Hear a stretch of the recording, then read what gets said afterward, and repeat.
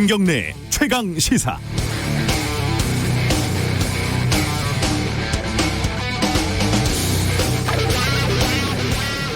공포 영화 보시면은 어떤 장면이 가장 무서우신가요? 살인마가 칼, 톱 이런 거 들고 달려드는 장면은 무섭다기보다는 좀 끔찍한 쪽이고요. 인간들에게 막 달려드는 좀비 이런 놈들을 보면은 마동석 같은 배우만 있으면 그렇게 무섭지 않다 이런 생각이 듭니다. 가장 무서운 거는 사실 뭔가 일어나기 전에 느끼는 불길한 예감, 불안 이런 겁니다. 구체적인 실체는 알 수 없지만 뭔가 일어날 것이라는 불안은 극도의 서스펜스, 공포를 유발합니다. 놀이공원 귀신의 집이 무서운 건요, 언젠가 귀신들이 나타난다는 사실을 미리 알고 있기 때문입니다. 선거를 앞두고 각 정당이 불안과 공포를 자극하는 거는 그래서 꽤 잘 먹히는 선거 전략입니다. 여당은 야당이 압승하면 문재인 대통령 탄핵당할 수 있다 이렇게 엄살을 떨더니 이제 야당은 여당이 압승하면 조국 부부가 부활한다 이렇게 부동층의 불안을 부추기고 있습니다. 이거 다 공포 마케팅입니다. 영화에서 음산한 음악 깔고 카메라에 파란 필터 하나 걸고요, 창문 뒤에서 살짝 흔들면서 찍으면은 관객들은 무섭죠. 뭔가 일어날 것 같으니까요. 그런데요, 막상 아무 일도 일어나지 않는 경우가 더 많죠. 그리고 본질적으로 결국 영화에 불과하지 않습니까? 기껏해야 얼굴에 분칠을 한 놀이공원 귀신일 뿐이고요. 오늘 선거날입니다. 부질없는 공포 마케팅 너무 심각하게 생각하지 마시고 n분의 1의 축제를 즐기시기 바랍니다. 전략 이런 거 너무 고민하지 마시고요. 이제 마음 가시는 대로 투표를 하시고 저녁에는 맥주 한 캔 따서 개표 방송 느긋하게 보시면 대한민국 n분의 1로서 나름 보람찬 하루가 되지 않겠습니까? 4월 15일 수요일 김경래 최강시사 시작합니다.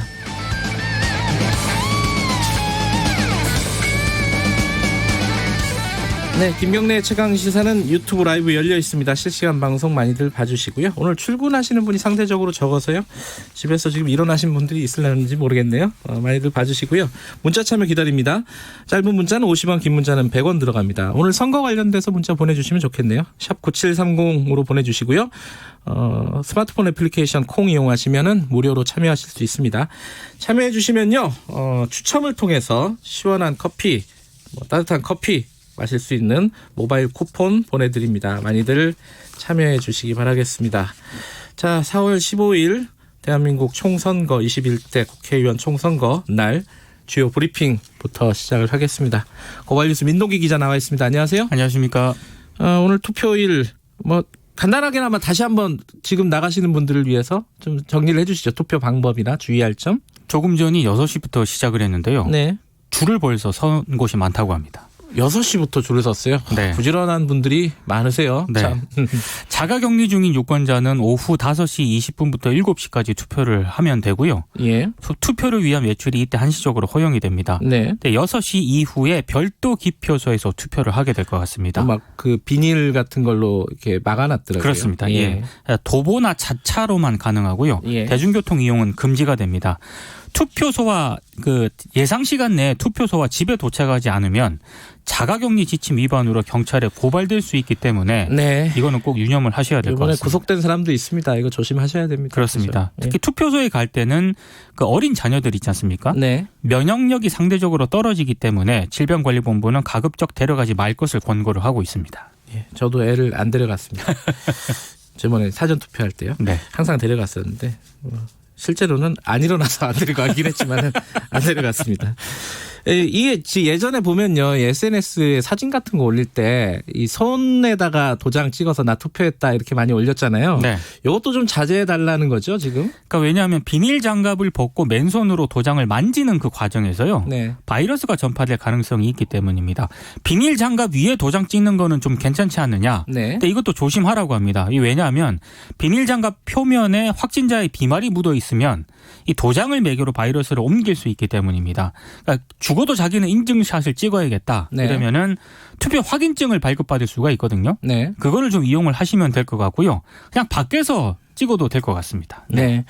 2837님이 오늘 투표하기 좋은 날씨입니다. 아, 네. 예전에 이제 투표 날 놀러 가지 말고 투표하시라 이런 얘기 많이 했는데 지금 뭐 사회적 거리두기 이런 것 때문에 놀러 가기도 힘들고요. 네. 아침 6시에 투표하고 벌써 일 때문에 작업장에 왔습니다. 대한민국 파이팅 이런 말씀 보내주셨는데 진짜 부지런한 분들이 많네요. 네. 어제 있었던 뭐 선거 관련된 소식 좀 정리해 보죠. 일단은 이거 어제 큰 뉴스였습니다. 차명진 후보죠. 세월호 망언을 했던 예. 제명이 됐었는데 다시 통합당 후보로 뛸 수 있게 됐다. 이게 어떻게 된 거죠? 그러니까 제명 결의 효력 정지 가처분 신청을 제기를 했는데요. 네. 법원이 이걸 받아들였습니다. 그래서 미래통합당 후보 자격을 회복을 했는데 네. 그 미래통합당이 지난 13일 당 윤리위원회를 거치지 않고 최고위원회의를 열어서 차 후보를 제명을 했거든요. 네. 근데 지금 법원은 윤리위를 거치지 않고 최고위를 통해 차 후보를 제명한 것은 절차 위반이다. 이런 취지의 판단을 내렸습니다. 네. 이번 법원 결정으로 차 후보는 미래통합당 후보로 기사회생을 하게 됐는데요. 네. 근데 황교안 대표는 공식 후보로 인정하지 않는다라고 선을 그었고 네. 김종인 총괄선거대책위원장도 정치인은 정치적으로 판단하면 끝이다. 이렇게 기존의 제명 처리 입장을 고수를 했습니다. 네. 차명진 후보는 어제 오후 선거 유세 차량으로 부천 시내를 돌며 열심히 또 선거운동에 매진을 했다고 합니다. 근데 이 윤리위를 너무 급박해서 안 거친 건가요? 이게 좀 이해가 잘 안 되는 대목이긴 해요. 그렇습니다. 그렇죠? 예. 이게 아무리 급해도 거쳤어야 되는 부분이긴 하고 결국은 이제 유권자가 선택할 수밖에 없는 상황이 됐습니다. 네. 민주당 쪽 얘기 좀 들어보면은 유시민 노무현 재단 이사장이 180억이 아니죠. 이게 뭐죠? 180석 발언을 했던 거 이 부분에 대해서 비판을 수용하겠다 이렇게 얘기를 했죠. 그러니까 자신의 범진보 180석 발언에 대해서 네. 보수에게 빌미를 줬다 이렇게 얘기를 했습니다. 네. 자신의 그 알릴레오 방송에서 얘기를 했는데요. 자신의 범진보 180석 발언에 대해서 네. 현명하지 못했다라고 얘기를 했고요. 더불어민주당 인사들이 이 발언을 비판한 것을 다 받아들인다 이렇게도 얘기를 했습니다. 네. 그러면서도 이게 불가능한 목표가 아니라는 희망 섞인 기대를 말한 것이었는데 네. 미래통합당이 말을 왜곡해가면서 난동을 부리고 있다라고 얘기를 했습니다. 그리고 지금 큰 흐름에서 지고 있다는 걸 인정하고 최소한의 의석을 달라는 게 이른바 그 언더독 전략 아니겠습니까? 불리한 경쟁자가 네. 가지는 전략인데 정권 심판론을 주장하던 미래통합당이 지난 주말을 기점으로 바로 이 언더독 전략으로 바꿨다 이런 점을 또 강조를 했습니다. 뭐 이제 오늘 선거니까 지켜보죠. 뭐 개표를. 그렇습니다. 네. 예. 투표했다고 벌써 문자 보내주시는 분들이 많네요. 7713님이 전주 중화산동에 계신데 투표를 했는데 네. 방역을 굉장히 잘해주고 있다. 그런 말씀 하시네요. 안심하고 가셔도 될 것 같습니다. 사실 무사히 우리가 이번 총선을 치러내면은 전 세계가 아마 이 부분에 대해서 주목을 할 겁니다. 이 코로나 와중에 선거를 정상적으로 치를 수 있는 나라가 세계에 지금까지 없었잖아요. 그렇죠? 없었고요. 예. 그리고 이제 만약 투표율까지 높다면은 네.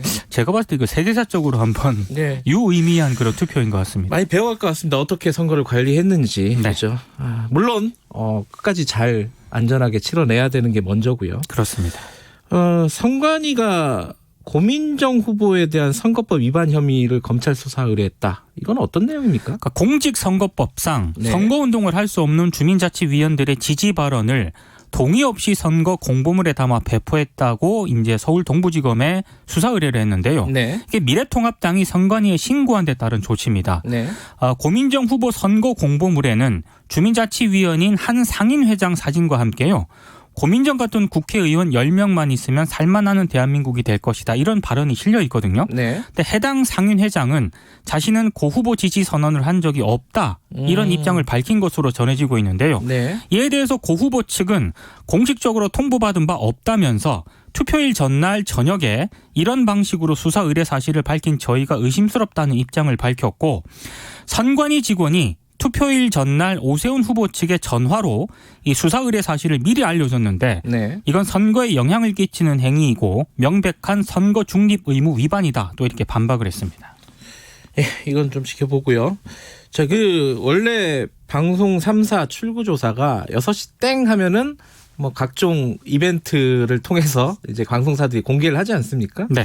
이게 15분 늦춰졌다고요? 왜냐하면 그 자가격리자들 투표 시간을 좀 감안해서요. 네. 오늘은 6시 15분쯤에 발표를 할 것 같습니다. 그러니까 자가격리자들이 그 개표 출구조사 결과를 보고 투표를 그렇죠. 하면 안 되니까. 네. 예. 15분 정도 늦출 것 같은데요. 예. 근데 사전 투표율이 27% 정도에 달하기 때문에 이들 답변이 반영되지 않았지 않습니까? 네. 그래서 출구조사의 정확도가 좀 떨어지지 않겠느냐 이런 우려도 제기가 되고 있습니다. 네. 그리고 지금 지역구 선거 당락 같은 경우는 오늘 자정을 전후해서 드러날 가능성이 높다고 하는데요. 보통 그렇죠. 네. 근데 격차가 큰 지역구는 그보다 일찍 좀 결정이 날 가능성도 있는데 네. 접전 지역 같은 경우에는 내일 새벽 2시쯤에 당선자가 드러날 가능성도 있다고 합니다. 네. 가장 큰 난관은 비례대표 당락인데요. 내일 아침 8시 정도까지 갈 수도 있다라는 전망이 예. 나오고 있습니다. 이게 수개표를 해야 되기 때문입니다. 손으로 일일이 다 해야 된다. 기계에 넣을 수가 없어서 너무 길어가지고요. 네.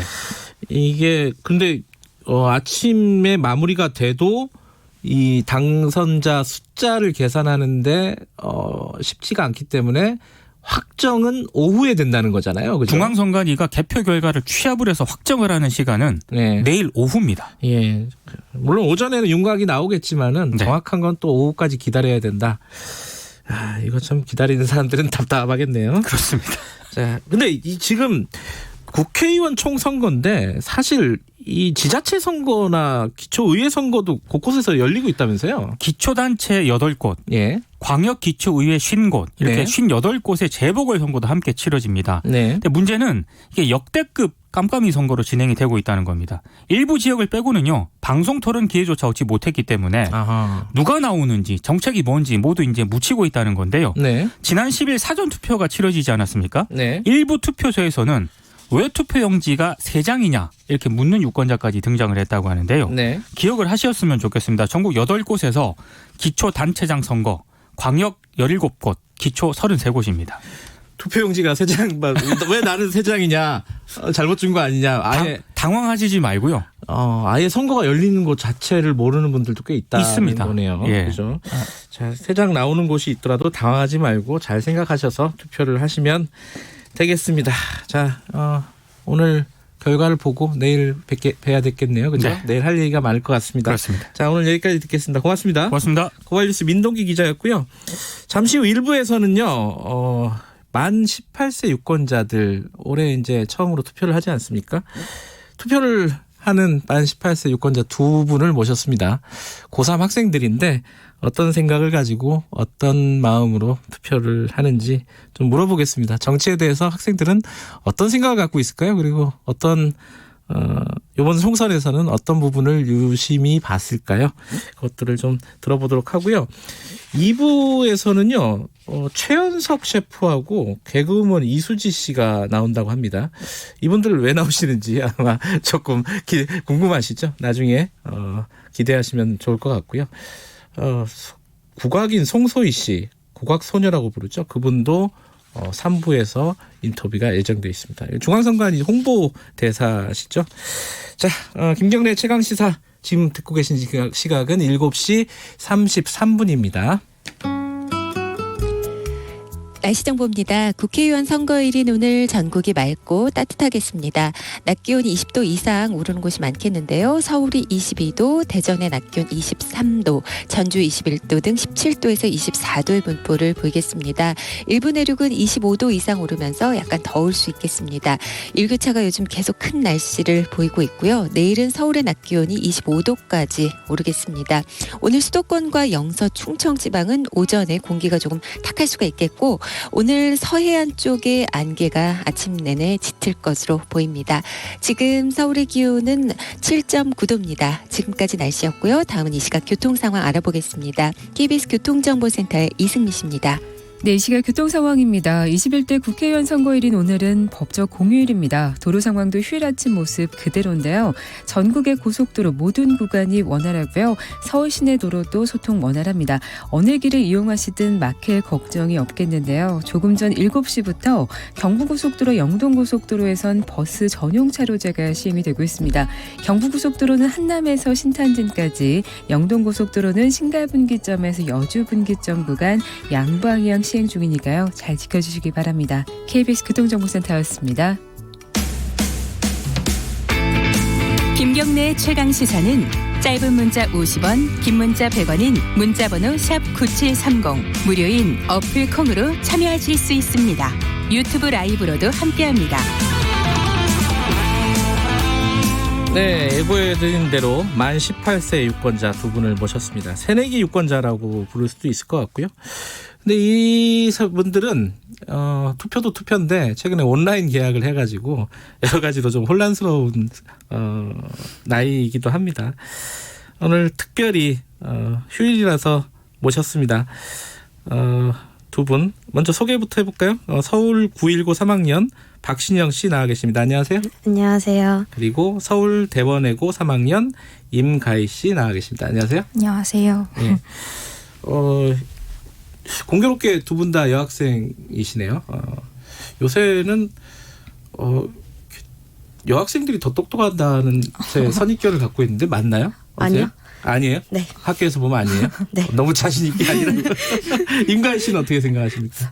경우에 따라 다를 것 같아요. 죄송합니다. 이게 우문을 드렸더니. 투표는 두 분 다 하셨어요? 네. 그래요? 잠깐만. 박신영 씨는 오늘 하신 건가요? 아니요. 사전투표 첫날 6시요. 새벽에 아침에. 가서? 네. 왜 이렇게 빨리 했어요? 그러니까 처음으로 투표권 얻었으니까 가족들하고 같이 하고 싶어서 일찍 가서 했어요. 그렇구나. 가족들하고 같이? 네. 임가희 씨는? 네, 저도 사전투표 첫날에 했는데 저는 오후 6시 바로 전에 했어요. 정반대네. 네. 예. 아침형 인간은 아니시군요. 저희 청취자분들이 헷갈리실 수도 있는데 이 만 18세면은 2002년생인 거죠? 맞죠? 네. 2002년생인데 4월 16일 전 생일. 네. 일찍 태어나신 분들인 거고. 그거 알아요? 4월 16일 날 생일인 사람은 투표를 할 수 있을까 없을까? 못하지 없어요. 않아요? 4월 16일까지 할 수 있습니다. 제가 찾아봤어요. 저도 궁금해가지고. 이게 법상으로 그렇대요. 4월 15일 자정이 되면은 생일을 맞이하기 때문에 4월 16일 생일자들도 투표를 할 수 있다. 제가 잠깐 잘난 척을 해봤고요. 투표를 할 때 막 발열 체크하고 장갑 끼고 그렇게 했죠. 임가희 씨, 좀 복잡하지 않았어요? 어땠습니까? 네. 일단 처음에 네. 투표소에 도착을 하면 네. 앞에서 안내요원분이 네. 열 체크를 해주시고 네. 손소독제를 뿌려주시면 이렇게 네. 손소독을 무조건 하고 그 다음에 손소독제를 뿌려줬어요? 네, 한 분씩 이렇게 저는 안 뿌려줬는데? 우리 투표구를 왜 이래? 그러고요? 그렇게 소독을 한 다음에 비닐 장갑을 끼고 네. 엘리베이터를 타고 올라가서 다시 네. 열 체크를 한 번 더 하고 한 번 더 하고. 네. 이렇게 들어가서 투표를 하는데 네. 그 대기할 때도 안내요원 분들이 이렇게 돌아다니시면서 1m 거리 유지하라고 안내해 주시고 되게 체계적으로 준비가 많이 되어 있다는 느낌을 받았습니다. 체계적으로 준비가 잘 돼 있다. 네. 중앙선관위에서 나오신 분 같아요. 박신영 씨는 어떤 느낌이었어요? 갔을 때? 일단 원래 투표하면 거의 이렇게 손등에 도장 찍는 약간 인증샷? 그런 네. 약간 트렌드인데 네. 근데 그것도 안 된다고 하니까 음. 약간 좀 그런 점에서 아쉬웠었어요. 첫 투표잖아요. 그죠? 네. 저는 첫 투표를 언제 했는지 잘 기억이 안 나요. 왜냐면은 그때 당시 선거가 그게 연달아서 열리는 그 즈음이었는데 첫 투표가 언제였는지 제가 정확하게 모르겠더라고요. 기억을 떠올려니까. 그러니까 첫 투표의 느낌도 잘 기억이 안 나요. 처음으로 국회의원을 뽑는 내 손으로 대표를 뽑는 투표를 한 느낌. 어땠습니까, 박신영 씨? 일단 제가 일단 가서 주민등록증을 딱 보여줬는데 사람들이 뭐지? 약간 이런 식으로 쳐다봐서 그래요? 약간 뿌듯했는데 그리고 이제 청소년 투표권이 이제 처음 저희가 올해 맞이하잖아요. 처음이죠. 네. 그래서 그 정책에 저희 의견이 반영되는 그 시점에 저희가 있다는 게 너무 뿌듯했어요. 뿌듯했다. 네. 임가희 씨는 어떤 생각이 드셨어요? 저는 이번에 제가 투표권을 행사할 수 있다는 걸 처음 알았을 때 네. 약간 제가 많은 것에 대해서 잘 알지 못하다 보니까 나한테 정말 이 투표를 할 자격이 있는 걸까 이런 생각이 들어서 약간 걱정도 됐었는데 네. 제가 그래도 정말 신중하게 한 표를 행사하기 위해서 많이 알아보고 이렇게 투표를 정말 실제로 하니까 굉장히 뿌듯했습니다. 어떤 방식으로 알아봤어요? 뭐 뉴스를 본다거나 어떤 방식으로 후보에 대해서 좀 알아봤습니까? 누구한테 투표를 할 건지 결정을 해야 되잖아요. 네. 어떻게 알아봤어요?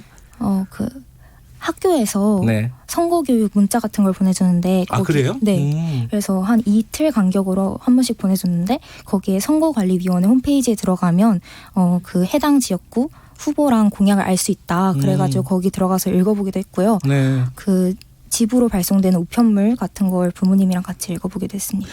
야, 이게 어른들보다 낫네요. 왜냐면은 그런 거 안 보고 투표하는 분들도 꽤 많아요. 물론 그게 뭐 좋다 나쁘다를 떠나서 원래 나는 여기 투표하는 사람 이런 식으로 생각하시는 분들도 꽤 있는데 임가희 씨는 그런데 다 들어가 보고 후보자 정보들도 좀 찾아보고 했다는 거네요. 그죠? 네. 박신영 씨는 어땠습니까? 어떤 방식으로 좀 후보들에 대해서 알아봤어요? 일단 저희 엄마가 정치 쪽에 관심이 너무 많으셔서. 아, 그러세요? 네. 그래서 그쪽 계통 일을 하시는 건 아니고. 그건 아니고. 아, 예. 그래서 거의 하루에 계속 정치 얘기만 하시는데. 그래서 엄마가요? 네. 그래서 그런 얘기 들으면서 약간의 정보를 쌓았던 것 같아요. 엄마하고 정치적인 성향이 맞아요? 아니요. 달라요? 안 싸웁니까 그러면은? 엄마랑 사이 안 좋아요. 왜 그래? 근데 그 어른들은 특히 이제 뭐 좀 나이가 드신 기성 세대들은 저를 포함해서요.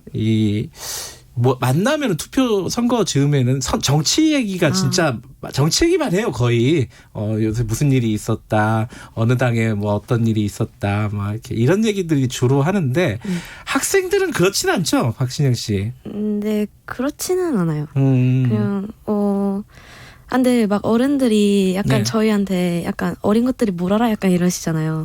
근데 솔직히 그렇게 고정관념 있으신 분들보다 약간 맑고 깨끗한 저희의 생각이 낫지 않을까 싶어요. 그건 뭐 맞는 말씀인 것 같습니다. 임가희 씨 같은 경우에는 부모님하고 정치적인 성향이 어떤 걸로 확인이 됐습니까? 이번 투표 결과로?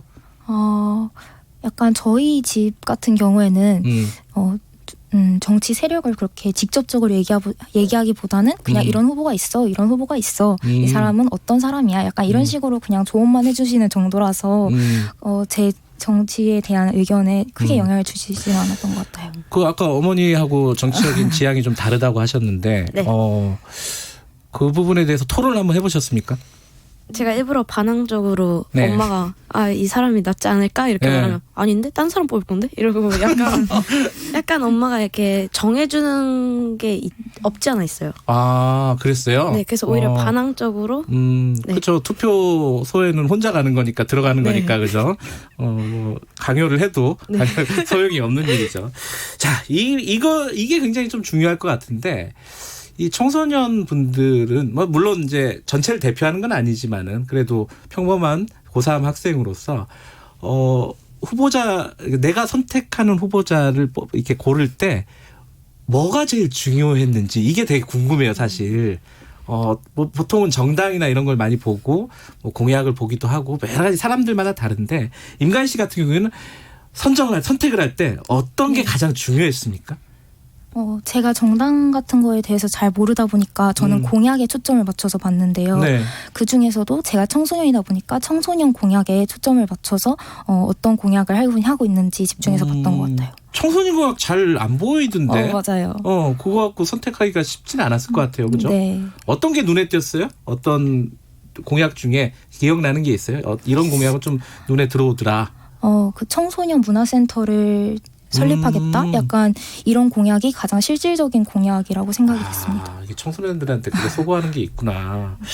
박신영 씨는 어떤 기준이 가장 중요했습니까? 저도 임가희 씨랑 거의 똑같은 내용인데 그 중에서도 약간 청소년들 이렇게 통학할 때 드는 비용 약간 줄여준다. 교통비 같은 거. 네, 그런 내용이 있었던 것 같아요. 그래요. 네, 그런 얘기를 한 후보들에게는 약간 호감이 가는 그런 그쵸. 거군요. 공약을 중심으로 보는군요. 이게 또 기성세대랑 또 다른 부분인 것 같습니다. 기성세대는 보통 정당을 많이 보거든요. 그죠? 어떤 정당의 후보냐 이게 가장 중요한데 청소년들한테는 공약이 더 중요했을 수도 있다. 그리고 이제 이번에 18세로 낮추면서 제일 이제 논란이 됐던 게 그거예요. 이 공부하는 학생들한테 무슨 선거권 있냐 요거랑 학교가 정치판이 될 수 있다. 요 걱정들을 일부 했어요. 일부. 그런 얘기를 들으셨죠, 그죠? 네. 네. 박신영 씨는 어떻게 생각하셨어요? 그런 얘기 들을 때? 일단 아까 말씀드렸던 것처럼 네. 약간 그런 어르신들보다는 네. 저희가 더 좋은 생각을 갖지 않을까 해서 좋은 영향을 끼치지 않을까. 그리고 저희가 막상 앉아서 공부만 하는 게 아니에요. 그러니까 막 공부하다가 이제 핸드폰 보고 그러는데 네. 핸드폰 보면서 이제 기사 이런 거 가끔 보고 이제 그러면서 이제 정치에 대해 알아가는 것 같아요. 그래서 막 어른들이 우려할 정도로 약간 개념이 없진 않아요. 아니 뭐 그런 걱정도 했어요. 선생님들이 네. 혹시 그 투표나 선거 관련된 교육을 하면서 특정 정당이라든가 후보를 이렇게 찍도록 이렇게 유도를 하면 어떡하냐 그런 걱정도 했어요. 거기에 대해서는 어떻게 생각하십니까, 윤가연 씨? 일단 올해 학교를 나간 날이 별로 없어서 그렇죠. 네. 그리고 선생님이 누구 찍으라 그런다고 학생들이 찍을까라는 생각도 좀 들어요. 어떻게 생각하세요? 저는 그런 거는 학생들이 전혀 영향을 받지 않을 것 같아요. 안 그래도 말 안 듣는데 이런 부분만 특별히 잘 들을 이유는 없다 이런 얘기도 하고요. 이번 선거를 쭉 이렇게 관심 있게 그래도 뭐 시간이 많지 않지만은 쭉 보셨을 거 아닙니까? 21대 총선 쭉 여러 가지 일들이 많았습니다. 뭐 뉴스도 많고 그랬는데 이번 선거 운동이나 이런 걸 보면서 딱 드는 어떤 평가를 한다면은 기억나는 게 있습니까? 이건 좀 어려운 질문이기도 한데 임가희 씨는 어떤 부분이 기억이 납니까? 이번 총선에서는? 이렇게 홍보하는 방식이 네. 이렇게 그 손소독제 이렇게 소독제통을 들고 다니면서 이렇게 시민분들한테 나눠드리는 부분이 이런 코로나 사태를 반영해서 새롭게 등장했다는 것이 약간 저한테는 새로웠고요. 네. 그리고 네. 네. 박신영 씨는 어땠어요? 일단 저희 이제 그 투표권이 낮춰졌잖아요. 네. 그래서 약간 선거운동도 그거 나눠주잖아요. 명함 같은 거. 네, 예. 근데 그거를 이제 어린애들한테도 이제 일부러 이렇게 돌리는 것도 받고, 네. 그다음에 일부러 홍보 방식을 약간 요즘 노래 이런 걸로 홍보하는 후보자들을 많이 본 것 같아요. 이번 선거 보면은 뭐 막말이라든가 뭐 이런 얘기들이 꽤 많았어요. 정당들도 좀 복잡해지고 그죠. 처음 선거라서 이제 차이를 모를 수도 있는데 그런 부분에 대해서는 좀 아쉽다 이런 생각은 안 드셨나요? 혹시 좀? 아무래도 약간 그런 안 좋은 모습들이 보이면 제가 원래 생각하고 있었던 이미지랑 달라지기도 하고 그래서 조금 혼란스러운 부분이 있었는데 약간 실망스러웠던 부분이 있습니다. 제일 실망스러웠던 부분이 어떤 부분이에요? 기억나는 게 있습니까? 지금은 잘 기억이 안 나요. 알겠습니다. 박신영 씨는? 저도 거의 똑같은 내용인데요. 그냥 제가 생각했던 이미지랑 너무 다른 반전의 이미지가 있어서 그런 부분에서 약간 신뢰감이 떨어졌었어요. 안 좋은 쪽으로 반전이 네. 좀 있어서 네. 후보를 말씀하시는 겁니까? 정당을 말씀하시는 겁니까? 후보 정당 둘 다요. 둘 다요. 네. 자, 후보 정당 반성하시고요. 이 얘기도 잠깐 여쭤봐야 되는데 지금 학교 못 가고 있는 거죠? 두 분 다? 네. 그죠? 온라인 계약을 저번 주에 했나요? 고3은? 네, 목요일에. 원활합니까? 수업은? 온라인 수업? 약간 서버나 기기 문제로는 약간 불편한데 딴 걸로는 다 나쁘진 않은 것 같아요. 그래요? 임가희 씨 걱정 안 되세요? 고3인데 입시잖아요. 네. 어떻습니까 요새?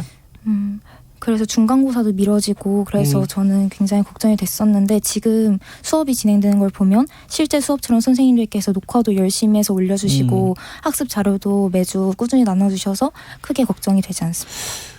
재수생들한테 유리하다 뭐 이런 얘기 있잖아요. 네, 맞아요. 박신영 씨는 고3인데 네. 어떻게 생각하십니까? 일단 온라인 수업은 거의 고3한테만, 그러니까 고등학생들한테만 해당되잖아요. 네. 근데 재수생들은 그냥 그러니까 수능만 공부하면 되니까. 근데 저희는 이제 그 출석 체크를 과제를 해야지 이제 출석이 되는 거예요. 아 그래요? 처음에 이렇게 아무개 이름 부르는 게 아니에요? 아니요. 그냥 과제를 해야지 그 수업에 들어간 걸로 인정이 되는데 그 수능 준비한 애들은 그것도 하고 수능 준비도 해야 되잖아요. 그래서 이런 점에서는 약간 그 재수생들이 더 유리하지 않을까. 고3들은 걱정이 많겠네요. 그죠? 네.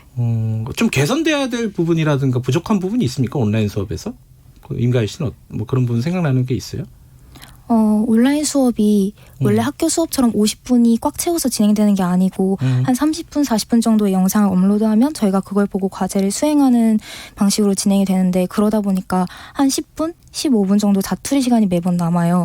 그래서 그 시간을 제가 자습을 하면서 보내기도 하는데 그럼 또 10분 만에 다시 수업을 들어가고 그러니까 집중도가 조금 깨지는 경향이 있습니다.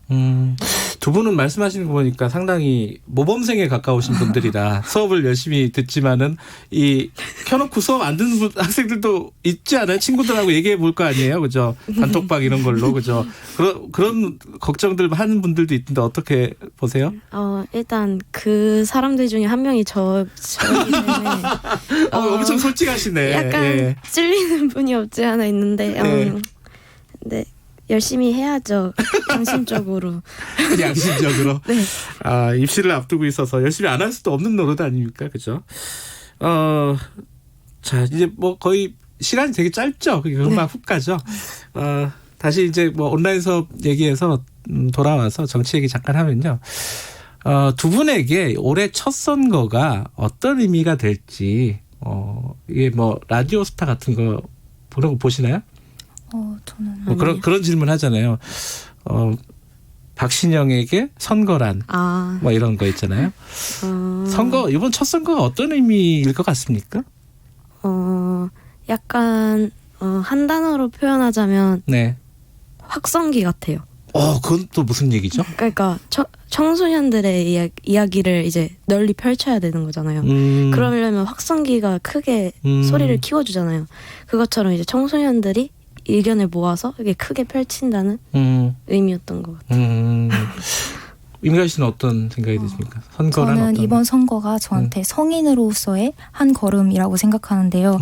투표권은 옛날에 생각되던 거는 성인만의 권리였잖아요. 근데 네. 이번에 이렇게 투표 연령이 낮아지게 돼서 제가 선거를 할 수 있었다는 점이 굉장히 행운이라고 생각되고 그 과정에서 정치에 대해서 다시 한번 생각해보고 배우면서 저 스스로도 성장하는 계기가 되었던 것 같습니다.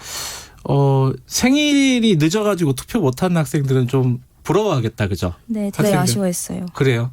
선거 연령을 조금 더 낮추자는 의견도 있어요. 해외에 보면은 18세도 있고 17세도 있고 막 그렇거든요. 우리만 19세였어요, 사실은 거의. 더 낮추는 거에 대해서는 어떻게 생각하니까 본인 동생들, 학교 후배들이 투표를 하는 거잖아요. 그거는 어떻게 보세요, 임가희 씨는? 이렇게 한 단계씩 낮춰가는 건 괜찮을 것 같아요. 근데 그 선거 교육이나 올바른 투표 방법, 투표 인식이 확실히 이렇게 학생들에게 전달된다는 가정하에 한 단계씩 조금씩 낮춰가면 괜찮을 것 같다는 생각이 들어요. 박신영 씨는? 일단 저도 여기 라디오에 출연하기 위해서 공부를 하면서 투표에 대해 배운 건데 네. 이렇게 어디를 출연하지 않는 이상 이렇게 투표에 대한 관심이 없을 것 같아요. 그래서 더 낮추는 건 좀 무리지 않을까. 알겠습니다. 이런 부분에 대해서도 이제 생각들이 또 다르니까요. 이건 또 사회적인 논의가 필요하겠죠. 시간이 없는데 제가 지금 개인적으로 궁금해서 여쭤보는 거예요. 두 분 나중에 뭐 하시고 싶은지 이거 진짜 여쭤보고 싶네요. 박신영 씨는 나중에 뭐 희망, 뭐 장래, 뭐 공연기획가요. 굉장히 구체적이네요. 네. 공연기획가? 네. 공연이라면 구체적으로 어떤 공연 쪽으로? 그냥 사람들이 다 즐길 수 있는 약간 길거리 공연? 약간 콘서트 이런 거 전체적으로 총괄하는? 그런 쪽으로 또 관심이 있으시구나. 네. 예. 그리고 임가희 씨는 뭐 하고 싶으십니까? 저는 언론 쪽에서 일해보고 싶어요. 기자나 이런 거요? 네. 요새 기레기라고 욕만 먹는데. 근데 대중한테 전달되는 중요한 매체 수단이 기자가 차지하는 역할이 많다만. 알겠습니다. 자, 오늘 두 청소년 얘기 들으면서 18세 투표 역시 잘된 선택이다. 이런 얘기를 0551님이 보내주셨습니다. 두 분 감사합니다. 네, 감사합니다. 안녕히 계세요. 네, 박신영 씨, 임가희 씨 오늘 참 즐겁네요. 잠시 후에 2부에서 뵙겠습니다. 수탁폐수 전자인계 인수관리 시스템 물 바로 시스템을 아시나요? 사업장 발생 폐수를 전문업체에 위탁 처리하는 전 과정 실시간 관리 시스템입니다. 우리 주변 소규모 사업장은 위탁 방식으로 폐수를 처리하는데요. 폐수는 소량이라도 수질에 큰 위협이 됩니다. 물 바로 시스템 사용으로 하루 4만여 톤의 폐수를 배출부터 처리까지 투명하고 안전하게 관리할 수 있습니다. 폐수로 인한 수질 오염, 폐수 위수탁 사업자와 함께 철저히 예방하겠습니다. 이 캠페인은 환경부와 한국환경공단이 함께합니다. 말 같은 말.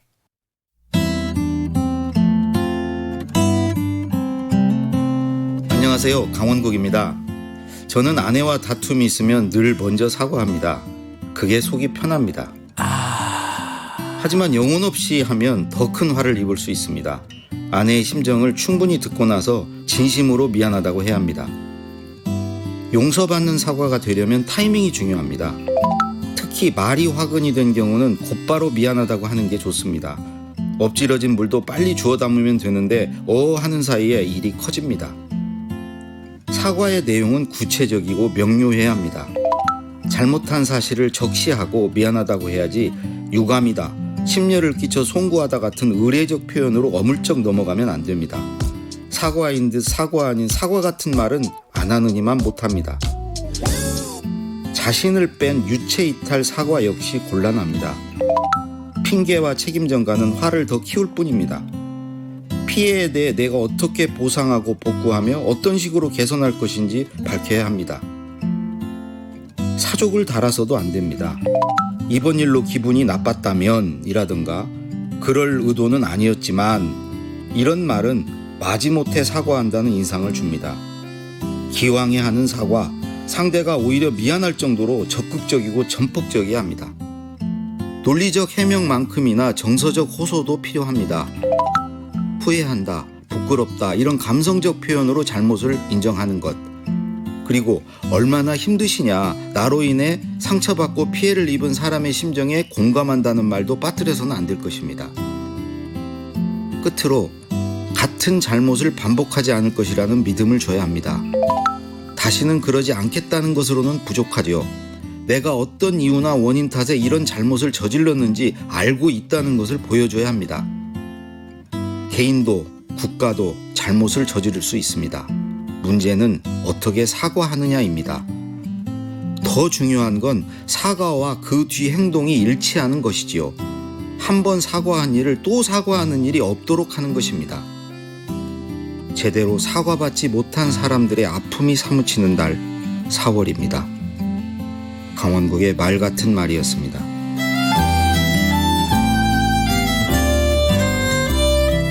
사과한다는 건 내 잘못을 알고 있다는 뜻입니다.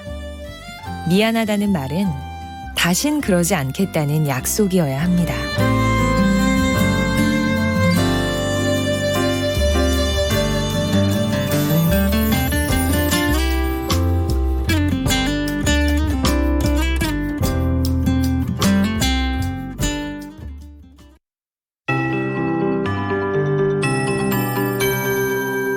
KBS 58분 날씨.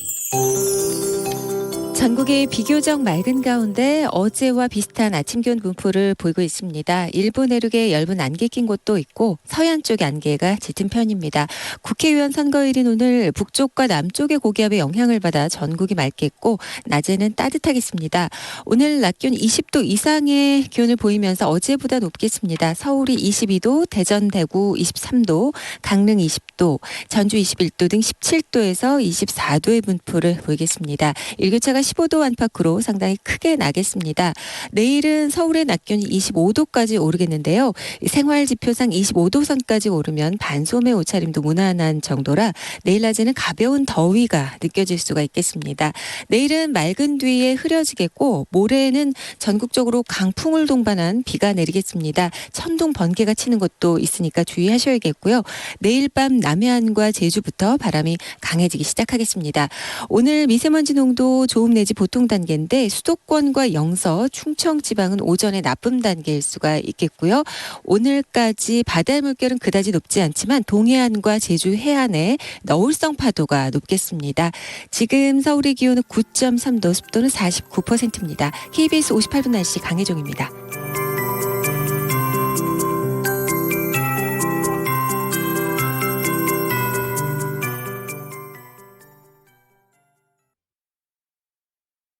정성을 다하는 국민의 방송 KBS가 8시를 알려드립니다.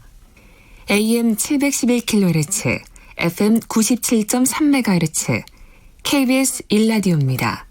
HLKA.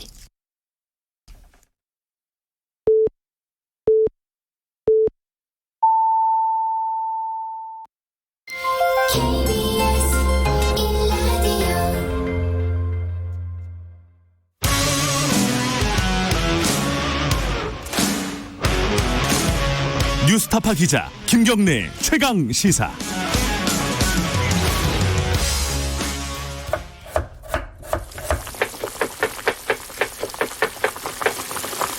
사이로 총선의 맛. 김수민의 10분 총선찌개. 네, 김수민 평론가와 함께하는 총선찌개. 오늘은 전화로 잠깐 연결해 보겠습니다. 안녕하세요. 네, 반갑습니다. 예, 총선찌개가 어제 끝난다고 제가 말씀드렸는데 오늘까지 하는 거였습니다. 죄송합니다. 아닙니다. 지금 네. 어디 뭐 멀리 계신가요? 집 안에 있고요. 그래요? 네. 알겠습니다. 자, 오늘은 투표하러 갈 예정입니다. 아직 투표 안 하셨어요? 네네. 그렇군요. 저는 당일에 투표하자 주의기 때문에. 그래요? 뭐 특별한 이유가 있으십니까? 왠지 조금 그렇게 해야 제가 승부를 결정할 수 있을 것 같은 착각을 하고 있어요. 알겠습니다. 그런 분들 많은 것 같더라고요. 자, 오늘은 이 선거 방송 이제 저녁부터 시작이 되지 않습니까? 6시부터 시작이 되는데 요 개표 방송 보면서 무엇을 유심히 봐야 되는가? 뭐 요걸 좀 정리를 간단하게나마 해보겠습니다. 자, 뭘 먼저 봐야 되나요? 일단 개표 이전에 네. 시간대별로 투표율이 나타나지 않습니까? 그렇죠. 예, 투표율로부터 몇 가지를 좀 볼 수 있는데 일단은 이번에 사전 투표율이 높았습니다. 네. 그래서 사전 투표가 보조 수단이 아니라 실질적인 투표 시간 연장이었다라는 그런 설도 확립이 되고 있는데, 네. 근데 이제 사전 투표가 전체 투표율에서 차지하는 비중이 얼마인가? 네. 이것도 좀 관건인 것 같아요. 만약에 사전 투표율 때문에 전체 투표율이 따라서 많이 올라가는 게 아니라 그냥 비중이 커졌다 이렇게 본다면은 그 사전 투표율이 높았던 것은 코로나 변수 때문이었다라고 정리를 할 수가 있겠고, 근데 그게 아니라 전체 투표율도 사전 투표로 올라간 만큼 올라간다면 정치적인 관심이 대단히 높아졌다거나 아니면 여러 정치 진영에서 지지층을 동원하는 데 성공했다거나 뭐 이렇게 풀이할 수 있겠죠.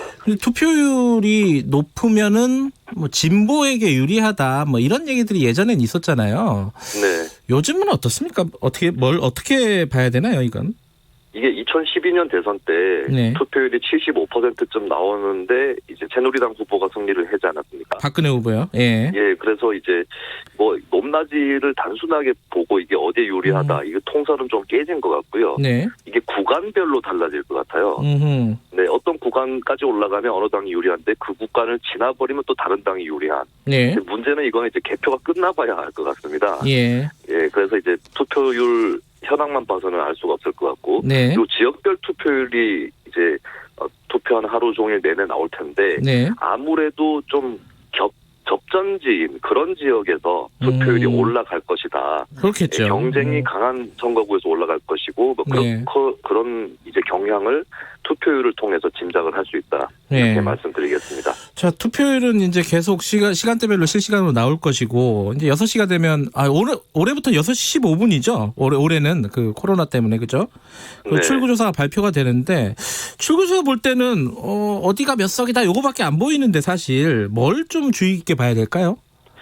네, 사전투표에서 출구조사를 하지 않는다는 걸 유의해야 될 것 같습니다. 아하. 그래서 출구조사하고 실제 결과하고 괴리가 생긴다면 네. 사전투표에 왔던 사람과 본투표에 왔던 사람들이 약간 성향의 차이가 있다. 이렇게 네. 괴리를 발견할 수 있을 것 같고요. 예. 그리고 한국의 출구조사가 많이 틀리거나 혹은 범위를 너무 넓게 잡는다는 문제가 있었거든요. 네. 근데 저는 이게 여론조사 기관 탓은 아니라고 생각을 합니다. 그러니까 한국 선거제도 특징 자체가 네. 뭐 스웨덴 뭐 이런 여러 나라에서 하는 그 정당 지지율하고 의석수를 맞춰주는 비례대표제가 아니라 네. 다수의 의석을 한 선거구에서 한 명을 뽑기 때문에 네. 이게 뭐 예측하기가 대단히 어렵고, 미국 같은 경우도 중간선거 보면은 이 격차 몇 석 내지 몇 석 이 차이가 좀 나는 편이거든요. 네. 그래서 그런 것들을 조금 감안하시고 출구조사를 보시면 어떨까 그렇게 봅니다. 그리고 이번에는 사실은 비례대표, 그러니까 정당 투표가 좀 복잡해요. 새로 생긴 당들이 많고 네. 번호도 헷갈리고요. 자, 네. 이게 정당 투표 결과가 나오면 뭘 주목해서 봐야 될까요? 일단은 기호 1, 2번이 정당 투표에 없기 때문에 네. 예, 이걸 또 잘 모르는 유권자도 있고 투표소 그렇죠. 내에도 참고로 이거를 안내해주면 안 됩니다. 아하. 예, 혹시나 정치자분들 또 투표소에서 어느 당이다 뭐 이런 거 안내해주면 네. 그것은 위법이다라는 말씀을 제가 드리고요. 예. 그래서 이게 거대 양당의 지지가 위성 정당으로 대리 출전한 정당 쪽으로 얼마나 연결되는지가 일단 첫 번째 관건일 것 같고요. 네. 굳이 이제 비교할 수 있는 데이터는 그 거대 양당의 해당 지역구에서 얻은 지지율이라든지 뭐 이런 것들하고 대비를 해서 얼마나 샜느냐 이것도 좀 관건이 될 것 같습니다. 네. 자, 그리고 예. 그리고 분할 투표라는 그러니까 적극적으로 지역구하고 정당 투표를 갈라서 하는 경우가 있는데 네. 예, 여기에서 이제 통합당하고 민주당 지지층 중에 어디가 분할 투표를 더 많이 하느냐 네. 예, 이런 것들도 한번 살펴볼 요인이 될 것 같습니다. 알겠습니다. 오늘 6시 좀 넘어가면은 개표 방송 시작할 텐데 맥주 한 캔 드시면서 여유 있게 시청하시기 바라겠습니다. 자, 오늘 말씀 여기까지 짧게 좀 드릴게요. 고맙습니다. 예, 감사합니다. 김수민 평론가였습니다. 자, 여러분들은 지금 KBS 1라디오 대표 아침 시사 프로그램 김경래 최강시사 듣고 계십니다. 문자 참여는 짧은 문자 50원, 긴 문자 100원 들어가는 샵 9730이고요. 콩 이용하시면 무료고요. 참여해 주시면 추첨 통해서 시원한 커피 보내드리겠습니다.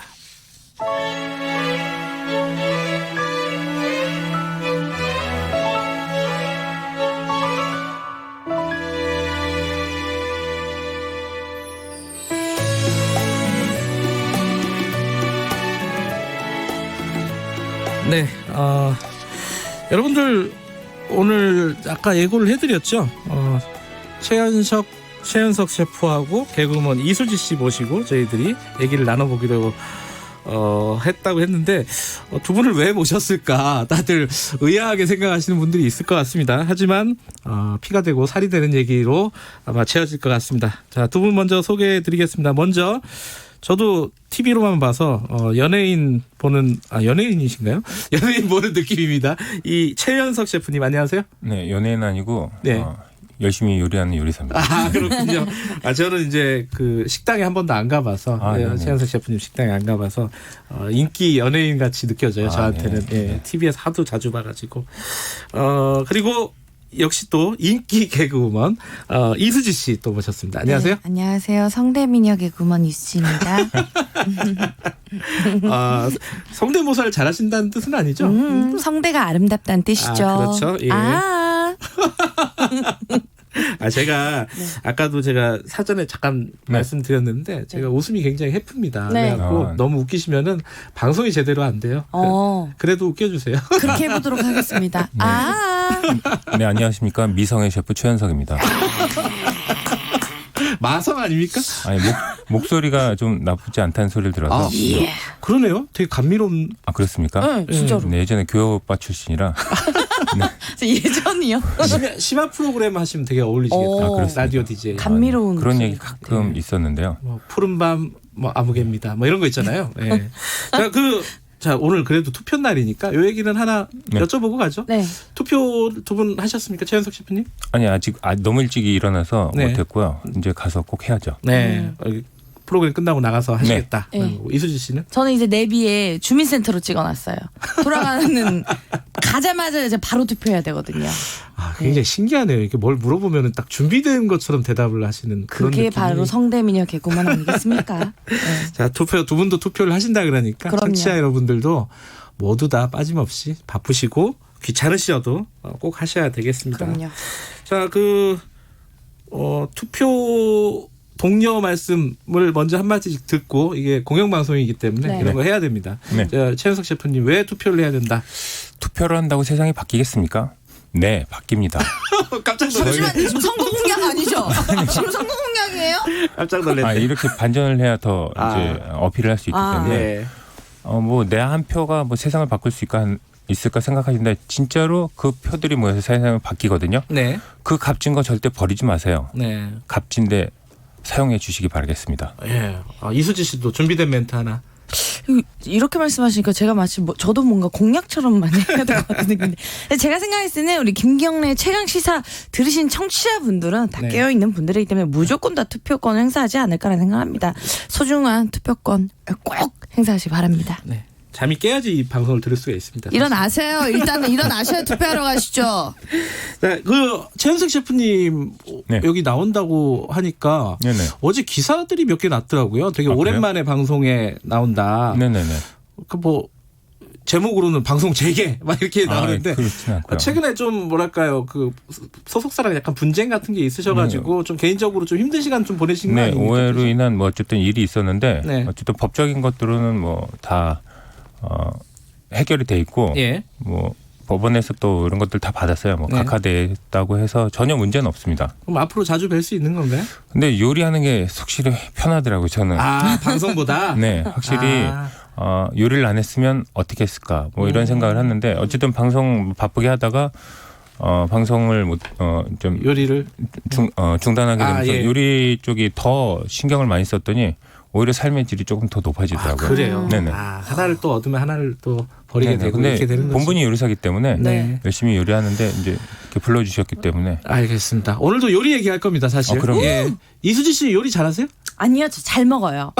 그래서 오늘 셰프님 모시고 저를 모신 거 아닌가요? 저는 그래서 PD한테 네. 이 스튜디오에다가 블루스타 인덕션을 마련해 달라라고 했는데 네. 안 해주시네요. 그래서 오늘은 말로 하는 화재 때문에 안 된다 그럽니다. 이런 어이없는 핑계를 대시는구나. 그렇죠. 근데 인덕션이나 네. 뭐 하이라이트라고 빨갛게 달궈지는 거 네. 화재 안 납니다. 그렇죠. 그리고 요리사가 있는데 불을 내겠습니까? PD님의 이 비겁한 변명. 예. 자, 근데 요리 얘기를 왜 하냐면은 이것도 이제 약간은 이제 살을 좀 붙여야 되는 건데 오늘 투표 날인데 사실 끝나고 예전 같으면 놀러 많이 가시잖아요. 네네네. 근데 이제 코로나 때문에 사회적 거리 그쵸. 두기 그래서 놀러 가시면 안 되고 네. 집에 있어야 되는데 네. 집에서 뭐 하냐? 맛있는 거 해 먹는 게 최고다. 그렇지. 그런데 요즘 같으면은 코로나 이런 것 때문에 좀 면역력을 높이거나 아니면 건강에 좋은 음식이 간단하게 먹을 수 있는 게 뭘까? 자, 시간이 그렇게 많지는 않지만은 네. 저희들이 요리를 몇 개, 2가지 정도 준비하셨죠. 네네네. 예. 어떤 요리를 먼저 준비하셨나요? 먼저 마늘을 이용한 요리. 갈릭. 네. 네. 면역력에 정말 마늘이 좋거든요. 네. 근데 많이 먹기가 쉽지가 않아요. 그치. 국에도 뭐 한 숟갈 넣으면 마늘 향이 엄청 세고 그런데 맞아요. 이 마늘을 엄청 많이 먹을 수 있는 요리가 있습니다. 마늘 크림 스프. 그래요? 마늘은 삼겹살이라고 많이 먹는 거 아니에요? 근데 마늘 스프로 먹으면 네. 훨씬 더 맛있게 많이 드실 수가 있어요. 속도 안 쓰리고. 마늘 냄새 안 나나요? 많이? 절대 안 납니다. 그래요? 생으로 먹기 때문에 마늘 냄새가 나는데 네. 마늘을 노릇노릇하게 올리브오일에 볶은 다음에 그걸 스프로 같이 끓이면 되는데 네. 자 먼저 셰프 버전 버터에 밀가루를 볶으시고 네. 노릇노릇 볶아지면 생크림과 볶은 마늘을 넣고 육수를 붓고 끓여서 갑니다. 어렵죠? 잠깐만요. 마늘을 볶은 다음에 생크림을 넣고 일단 버터와 밀가루 룰하고 이 네. 크림스프의 고소한 맛을 내는 그 재료가 있어요. 네. 그걸 먼저 만드시고 버터하고 밀가루를 볶고 그리고 마늘을 올리브에 노릇노릇하게 볶으신 다음에 따로 볶은 다음에 1번의 그 루와 네. 닭육수 그리고 생크림을 넣고 끓인 다음에 갈면 돼요. 이게 요리사 버전이에요. 도전하실 분 도전하시고요. 자 그러면은 이거를 녹음하신 다음에 빨리 감기로 지금 된 거를 천천히 좀 들어야 될 것 같은데요. 쉬운 버전 요리 흑수저 버전이 있습니다. 전해요. 제가 드릴게요. 일단 뭐 넘어졌다 일어나는 제품에서 나오는 습이 되게 유명하잖아요. 그렇죠. 그 친구. 그 습을 준비하시고 네. 동그라네. 네, 우유를 준비하시고요. 네. 그리고 마늘 올리브오일에 볶으세요. 네. 그리고 그 습에다가 마늘 볶은 걸 넣고 우유를 넣고 믹서기에 가세요. 정말 맛있습니다. 그래요? 그럼 네. 먹으면 돼요, 그냥? 네, 그냥 떠 드시면 돼요. 그건 굉장히 쉬운데? 뭔가 마늘 향이 안 날 것 같아. 진짜 스프에 들어가면은 그럴까요? 너무 그냥 원래 스프 맛일 것 같은데요. 마늘을 노릇노릇하게 잘 구우면 우리가 생각하는 그 마늘 향이 아니고 되게 고소한 다른 향이 나요.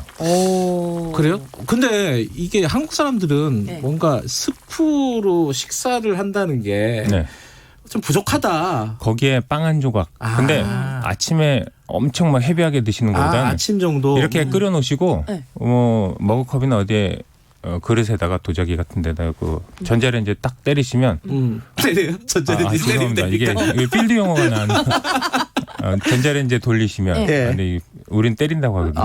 탁 돌리시면 그냥 뭐 잠깐 뭐 볼일 보고 그냥 또 간단하게 든든하게 드시고 갈 수 있죠. 그럼 마늘 그 스프를 많이 만들어 놓고 냉장고에 보관을 해도 되나요? 냉장 보관하면은 뭐 한 일주일 정도 하시는데 그것도 혼자 사시는 분들은 비닐봉지에 그냥 컵 하나씩 해가지고 비닐봉지에 넣으시고 공기를 빼고 납작하게 눌러 놓으신 다음에 냉동실에다 냉동시켜 놓으면 1년 드십니다.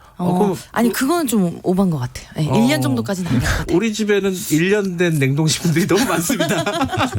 그거 어떻게 좀 도와드리러 가도 될까요?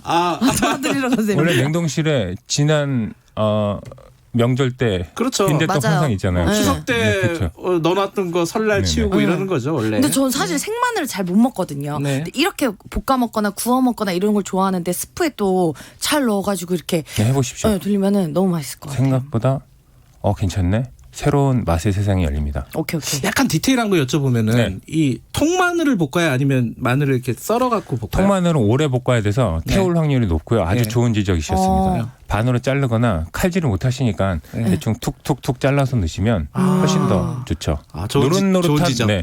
노릇노릇한 부분이 많을수록 풍미가 더 사니까. 오케이, 알겠습니다. 오늘 도전. 청취자분이 셰프님이 나오니까 되게 좋아하시네요. 이수진님도 이름이 틀렸네. 근데 이수진님이라고. 근데 많이들 틀리세요. 네. 김민경 씨라고 안 남겨도. 그렇게도 많이 헷갈려요. 행복한 세상님이 이수진님 이쁘다고 하트를 3개 보내주셨습니다. 반사. 네, 두 분 다 꿀성대시라고 하고요. 셰프님은 더 동안되신 듯 이런 말씀을 윤스킴이라는 분이 보내주셨습니다. 여기 시사 프로에서 거짓말을 못하시는 청취자분들이 계십니다. 근데 저 아까 쉬는 시간에 잠깐 말씀드렸잖아요. 저 사실 그거 너무 경이로웠어요. 저도 저보다 최현석 씨가 나이가 많으시다는 얘기 그거를 검색을 하고 저는 어제 약간 절망을 했습니다. 사실. 그렇죠. 자세히 보면 피부 디테일이 저보다 윤기도 있으시고. 네. 피부는 좋아요. 저는. 피부 미인 김경래입니다. 피부 미남으로 하셔야죠. 어쨌든 알겠습니다. 자, 이 면역력 향상을 위해서 마늘 먹는 게 좋다는 건 다 아는데 많이 먹을 수 있는 방법. 스프를 끓여서 한번 먹어봐라. 드셔봐라. 섭취도 편하고 되게 좋습니다. 추천합니다. 오늘 뭐 간식으로도 괜찮겠죠? 그렇죠? 그렇죠. 이제 집에서 빨딱 일어나는 그 스프를 슈퍼에서 사오셔가지고 마늘 넣고 우유 좀 넣고. 그게 굉장히 되직하거든요. 근데 그거보다는 좀 부드럽게 만드셔야 됩니다. 그러면 생크림 안 넣어도 된다는 거죠? 형편이 되시면 생크림을 좀 넣으시면 더 좋고. 근데 저는 요리 프로그램 같은 거 볼 때마다 되게 신기한 거는 생크림이 도대체 어디 있는 거냐. 저희 집 냉장고에도 있어요. 저기 그 관심이 없으셔서 그런데 마트나 슈퍼에 요즘 뭐 많아요. 팔아요? 네, 그러면 향신료도 뭐 셰프들이 쓰는 향신료도 쉽게 우리가 지나쳤을 뿐이죠. 그래요? 전 딸기를 그렇게 찍어 먹어요. 그래요? 생크림에. 저는 요플레 같은 거. 요거트 같은 데다 찍어 먹는데. 그러니까 이 생크림은 카페 같은 데나 있는 거지 집에는 없는 거다. 그게 이제 디저트용이고 요리용 크림 또 원래 있거든요. 맞아요. 마트에 많더라고요, 진짜. 저희가 지나쳤을 뿐입니다. 피디님이 무리한 요구를 하고 계십니다. 자, 얼마나 맛있게요? 한번 해달라고 합니다. 제가요? 얼마나 맛있게? 전혀 무리한 요구 아닙니다. 그래요? 제가 어제 또 찾아봤어요. 이수진님이 나왔던 레전드 개콘 프로그램들을 한번 쭉 봤어요. 옛날 기억을 되살리면서 진짜 연기를 잘하시더라고요. 감사합니다. 연기돌. 네, 맞아요. 이게 바로 연기의 증신. 요거 했었는데. 근데 연기에 도전은 안 하십니까? 저 연기에 도전하고 있어요, 지금. 뭘로 하시고 있어요? 드라마도 지금 찍고 있고요. 지금은 방영이 끝났습니다만. 그래요? 뭐 다양하게 활동을 하고 있으니까 응원해 주시면 좋을 것 같습니다. 알겠습니다. 다음 요리. 다음 요리는 뭔가요, 최 셰프님? 다음 요리는 지금 봄에 꼭 드셔야 되는 요리 입맛 돋고 꼬막 요리. 꼬막 너무 좋아요. 꼬막은 뭐 슈퍼에 가면 많이 파니까. 꼬막에 있는 핵산이 면역력 도움에 엄청 좋거든요. 그래서 꼬막 원래 그냥 꼬막은 쪄서 이렇게 살 빼는 것처럼 빼놓으시고 거기에 소면과 깻잎 그리고 들기름. 들기름? 네. 참기름 안 됩니까? 참기름도 되는데 들기름이 훨씬 잘 어울려요. 그래요? 들기름을 비벼서 먹으면 소면을 먹으면 완전 꿀맛입니다. 이수지 씨. 들기름과 참기름을 구별하실 수 있습니까? 저 냄새로 향으로 구별합니다. 구별이 돼요? 네, 참기름이랑 들기름 향이 확연히 달라요. 그래요? 저는 들기름을 되게 사랑하거든요. 이게 제가 문제가 있는 건가요? 제가 어떻게 말씀드려야지? 문제가 있어도 지금 어떻게 여기서 문제가 있다고 말씀을 하시겠어요? 그것은 네. 그것은 우유와 커피를 구분하는 것과 마찬가지. 죄송합니다. 근데 들기름이 진짜 건강에 좋다고 그러더라고요. 네네. 전 떡 구워 먹을 때도 항상 들기름 넣어가지고 구워 먹고 하거든요. 이게 차갑게 비벼 먹는 게 들기름으로 그 참기름보다 대체해서 맛있는 음식들이 되게 많아요. 제가 어제 급식 봉사 갔을 때 네. 콩나물을 또 들기름으로 묻혔는데 네. 엄청 맛있더라고요. 콩나물을 들기름으로 묻혀요? 네. 참기름으로 많이 하던데. 참기름으로 많이 하는데 그걸 참기름인가요? 참기름. 참기름이죠. 참기름. 그렇죠. 참기름. 우리 어렸을 때는 이제 참기름은 부자기름이었고 그러니까요. 서민기름이 들기름이었는데 다 들기름이었어요. 김도 참기름보다 들기름이 좀 훨씬 더 맛있고요. 학교 다닐 때 초등학교 때 들기름으로 마루를 닦았어요. 그렇죠. 학교에서 윤을 낸다고 참기름은 비싸니까 들기름을 몇 년도예요? 야구르트 통에 하나씩 가져오라고 해가지고 아시죠, 최 셰프님은? 우리 때는 가마솥도 들기름으로 이렇게 닦아가지고 원래 가마솥을 들기름. 수업 어떡해요? 계속 꼬순내가 나가지고 선생님 말이 안 들어올 것 같은데 바닥만 보고 있을 것 같은데 저는. 실제로 고소한 냄새가 계속 나요. 수업하다 보면. 어쨌든 꼬막 주의법을 말씀드렸죠. 네. 아까 다 하신 거 아니에요? 거기에 조금 디테일하게 소금 후추를 살짝 하셔서 그냥 같이 묻혀주시고 면에다가 그리고 이제 깻잎은 채를 쓰셔가지고 같이 이렇게 비벼 드시면 정말 맛있습니다. 그게 끝이에요? 네, 끝이에요. 저 아까 꼬막은 살짝 데치고 소면 삶고 삶아서 얼음물에 헹구고 들기름, 소금 후추 여기에 간장 조금 간장 맛이 나지 않게 간장을 조금 넣으면 뭔가 감칠맛이 더 돋는데 그 간장에 맞추기 어려운 또 일반 버전으로는 그냥 소금에 맛깔스러운 소금이 또 있어요. 네. 그건 넣으시면 더 아름다운 맛이 나죠. 맛깔스러운 소금은 MSG가 좀 들어가 있는 소금이 있거든요. 맛소금 같은 거? 네, 그렇죠. 그런구나.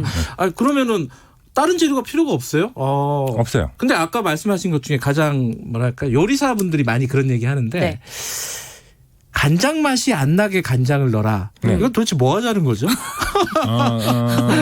간장을 너무 많이 넣으면 그냥 간장 비빔면처럼 되니까 간장은 도울 뿐 염도는 소금이 작는데 옆에 살짝 그 감칠맛을 도와주는 거예요. 풍미만. 그렇죠. 풍미만.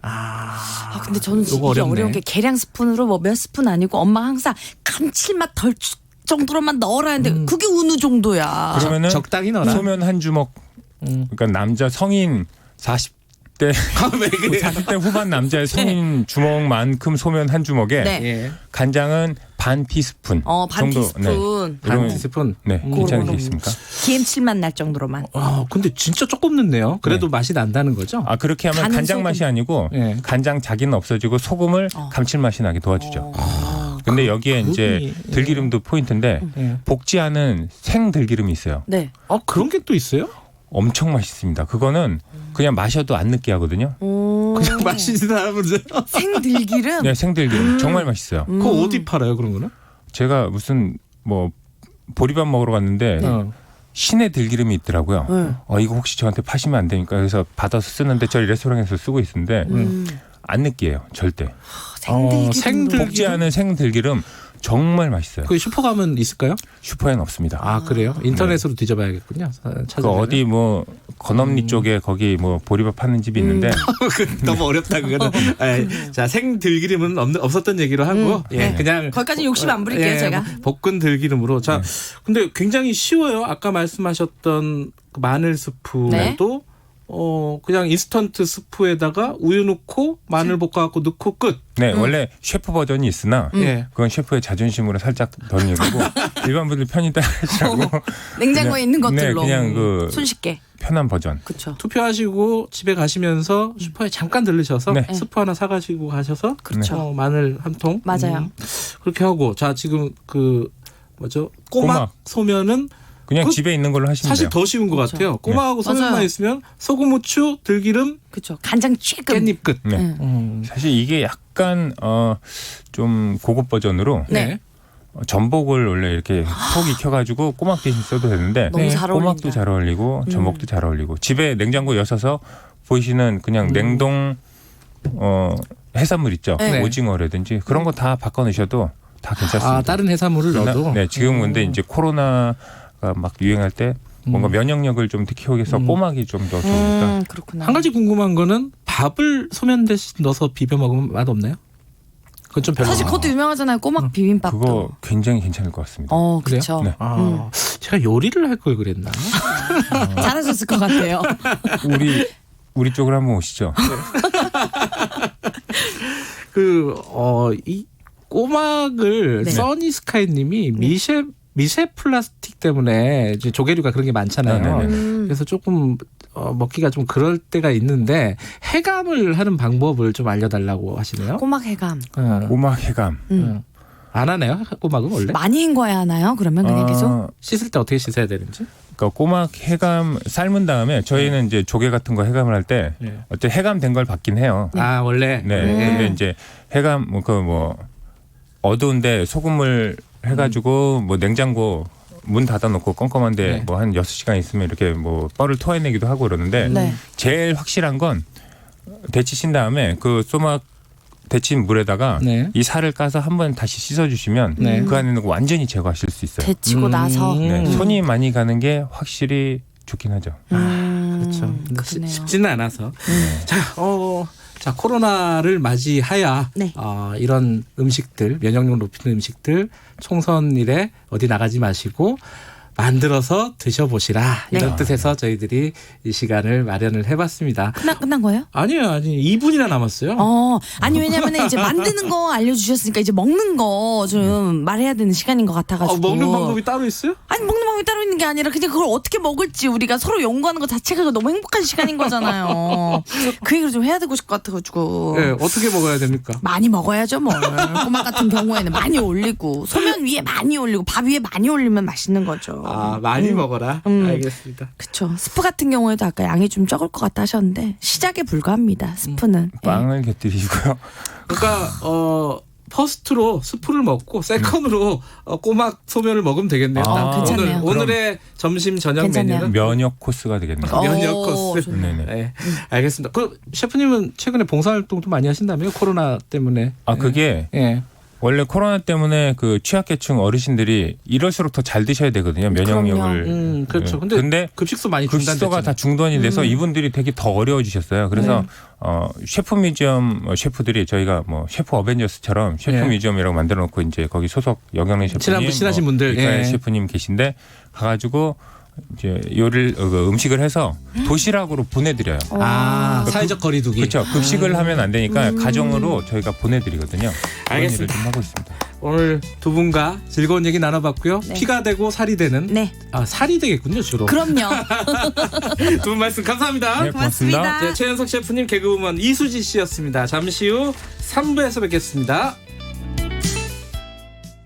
코로나19로 인한 경제 위기를 돌파하기 위해 정부는 특단의 대책을 마련하고 있습니다. 어떤 기업도 문 닫는 일이 없도록, 어떤 국민도 힘들어하지 않도록 기업, 소상공인, 자영업자의 자금난을 덜어드리고 취약계층의 부담을 완화하여 국민의 삶을 지켜내겠습니다. 전 세계가 주목하는 이유 있는 나라 대한민국. 우리는 이겨낼 수 있습니다. 긴급자금 지원과 신청 방법 등 자세한 사항은 기획재정부 누리집에서 확인하실 수 있습니다. 떨어져 있어도 마음만은 가까이 사회적 거리두기에 계속 동참해주세요. 힘내라 대한민국. 우리는 믿습니다. 그 어떤 어려움도 이겨낸 대한민국이기에 코로나19도 이겨낼 수 있다고. 정부는 업종별 긴급 지원과 추경 예산을 투입하고 금융 분야 위기 대응 프로그램을 시행하여 소상공인, 중소기업, 지역경제 피해 회복과 취약계층 생활 안정에 최선을 다하겠습니다. 코로나19 예방을 위해 외출은 자제하고 집단 감염 위험이 높은 곳은 피해주세요. 떨어져 있어도 마음만은 가까이. 사회적 거리두기는 선택이 아닌 필수입니다. 대한민국 정부.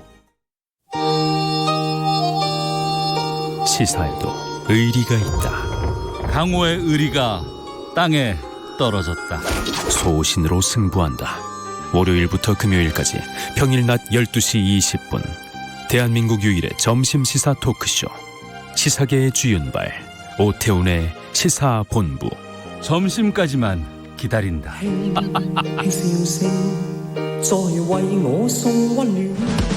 요즘 저널리즘 비평계의 아이돌이라고 사람들. 언론 비평계의 아이돌. 아, 진짜 너무 똑똑해. 똑똑한데 말도 잘해요. 근데 게다가 예의도 바릅니다. 언론 비평계의 아이돌 정준이가 진행하는 KBS 열린 토론. 평일 저녁 7시 20분. 많은 청취 바랍니다.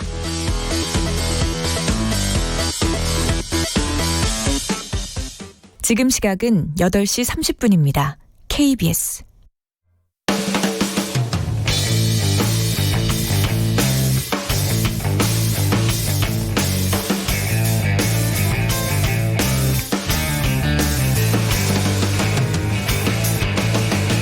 김경래의 최강 시사. 네, 김경래의 최강 시사 3부 시작하겠습니다. 아까 뉴스 브리핑하면서 새벽 6시부터 줄 서서 투표하시는 분들 많다는 말씀 드렸습니다. 자, 지금 선거 어떻게 진행되고 있는지 중앙선거관리위원회 리포터 나가 있습니다. 유고원 리포터 연결해 보겠습니다. 안녕하세요. 네, 안녕하십니까. 예, 아침에 고생이 많으십니다. 네, 아닙니다. 근데 지금 아까 새벽에 줄 서서 투표하는 사람 많다 그랬는데 현장에서 진짜 그런가요? 네, 오전 투표율이 조금씩 상승하면서 이곳 선거 종합 상황실도 투표율 집계에 분주해지고 있는 모습입니다. 네. 이곳에서는 코로나19로 중앙선관위 상황실 직원들을 비롯한 취재진들도 모두 입구에서 발열 체크를 진행했고요. 네. 전부 마스크를 착용하고 있습니다. 조금 전에 전국 투표율이 집계가 됐는데 실제로 제20대 총선보다 투표율이 조금 높게 집계가 됐습니다. 투표율이 어떻게 나왔어요? 네, 투표율 말씀드리면요. 예. 전체 투표율은 5.1%로 집계가 됐습니다. 예. 지난 20대 총선 같은 시간 4.1% 투표율에 비해서 높은 투표율을 보이고 있는데요. 오호. 지역별로 보면 강원도가 5.8%로 오전 7시 집계 상황과 같게 가장 높았고요. 네. 또 대구가 5.7%로 그 뒤를 따라가고 있습니다. 네. 광주는 4%로 가장 낮은 투표율을 보이고 있고요. 네. 서울과 경기는 동일하게 5.2%로 전국 평균 투표율을 웃돌고 있습니다. 지난 총선 때보다 같은 시간 기준으로 하면은 1%포인트 정도 올라갔네요. 그죠? 네, 맞습니다. 앞으로 뭐 어떻게 될지 모르겠지만은 이거 기록 한번 세워봤으면 좋겠습니다. 지금 네. 전 세계가 주목하고 있고요. 우리도 우리 스스로 좀 이런 것들을 좀 이뤄내면은 뿌듯하지 않겠습니까? 그죠? 맞습니다. 다들 예. 기대하고 있습니다. 한 60%는 가볍게 좀 넘고 한 70% 향해서 한번 가봤으면 좋겠네요. 네. 자, 이게 근데 지금 코로나19로 투표하는 게 그렇게 과거처럼 쉽지는 않습니다. 그죠? 어떤 네. 부분들을 좀 유의해야 될까요? 이번에 좀 주의하셔야 될 부분들이 많이 있는데요. 네. 코로나19 감염병 상황에서 치르는 선거라는 점에서 더욱더 또 관심이 모아지고 있습니다. 네. 일단 집을 나서기 전에 꼭 챙겨야 하는 게 마스크입니다. 네. 사람이 많이 모이는 투표소에서는 비말로 인한 코로나19 감염을 막는 게 가장 중요하기 때문에 네. 마스크를 꼭 착용하셔야 하고요. 네. 이 투표소에 도착을 하면 가장 먼저 발열 검사를 하게 되는데요. 네. 37.5도 미만인 사람만 본 투표소에 들어갈 수 있고 네. 의심 증상이 있는 사람은 동선이 분리된 임시 기표소에서 투표를 해야 됩니다. 네. 그리고 투표소 입구에 감염 예방을 위해서 손 소독을 하고요. 예. 일회용 비닐 장갑도 이번엔 끼고 투표를 하셔야 되는데 일회용 비닐 장갑이 미끄러워서 자칫 도장이 잘못 찍힐 수가 있으니까 이 점도 네. 좀 주의를 하셔야 됩니다. 네. 바닥에 1m 간격으로 스티커가 붙여져 있는데 이에 맞춰서 앞 사람과 일정 거리를 유지한 채 줄을 서야 되는 것도 이번에 달라진 상황입니다.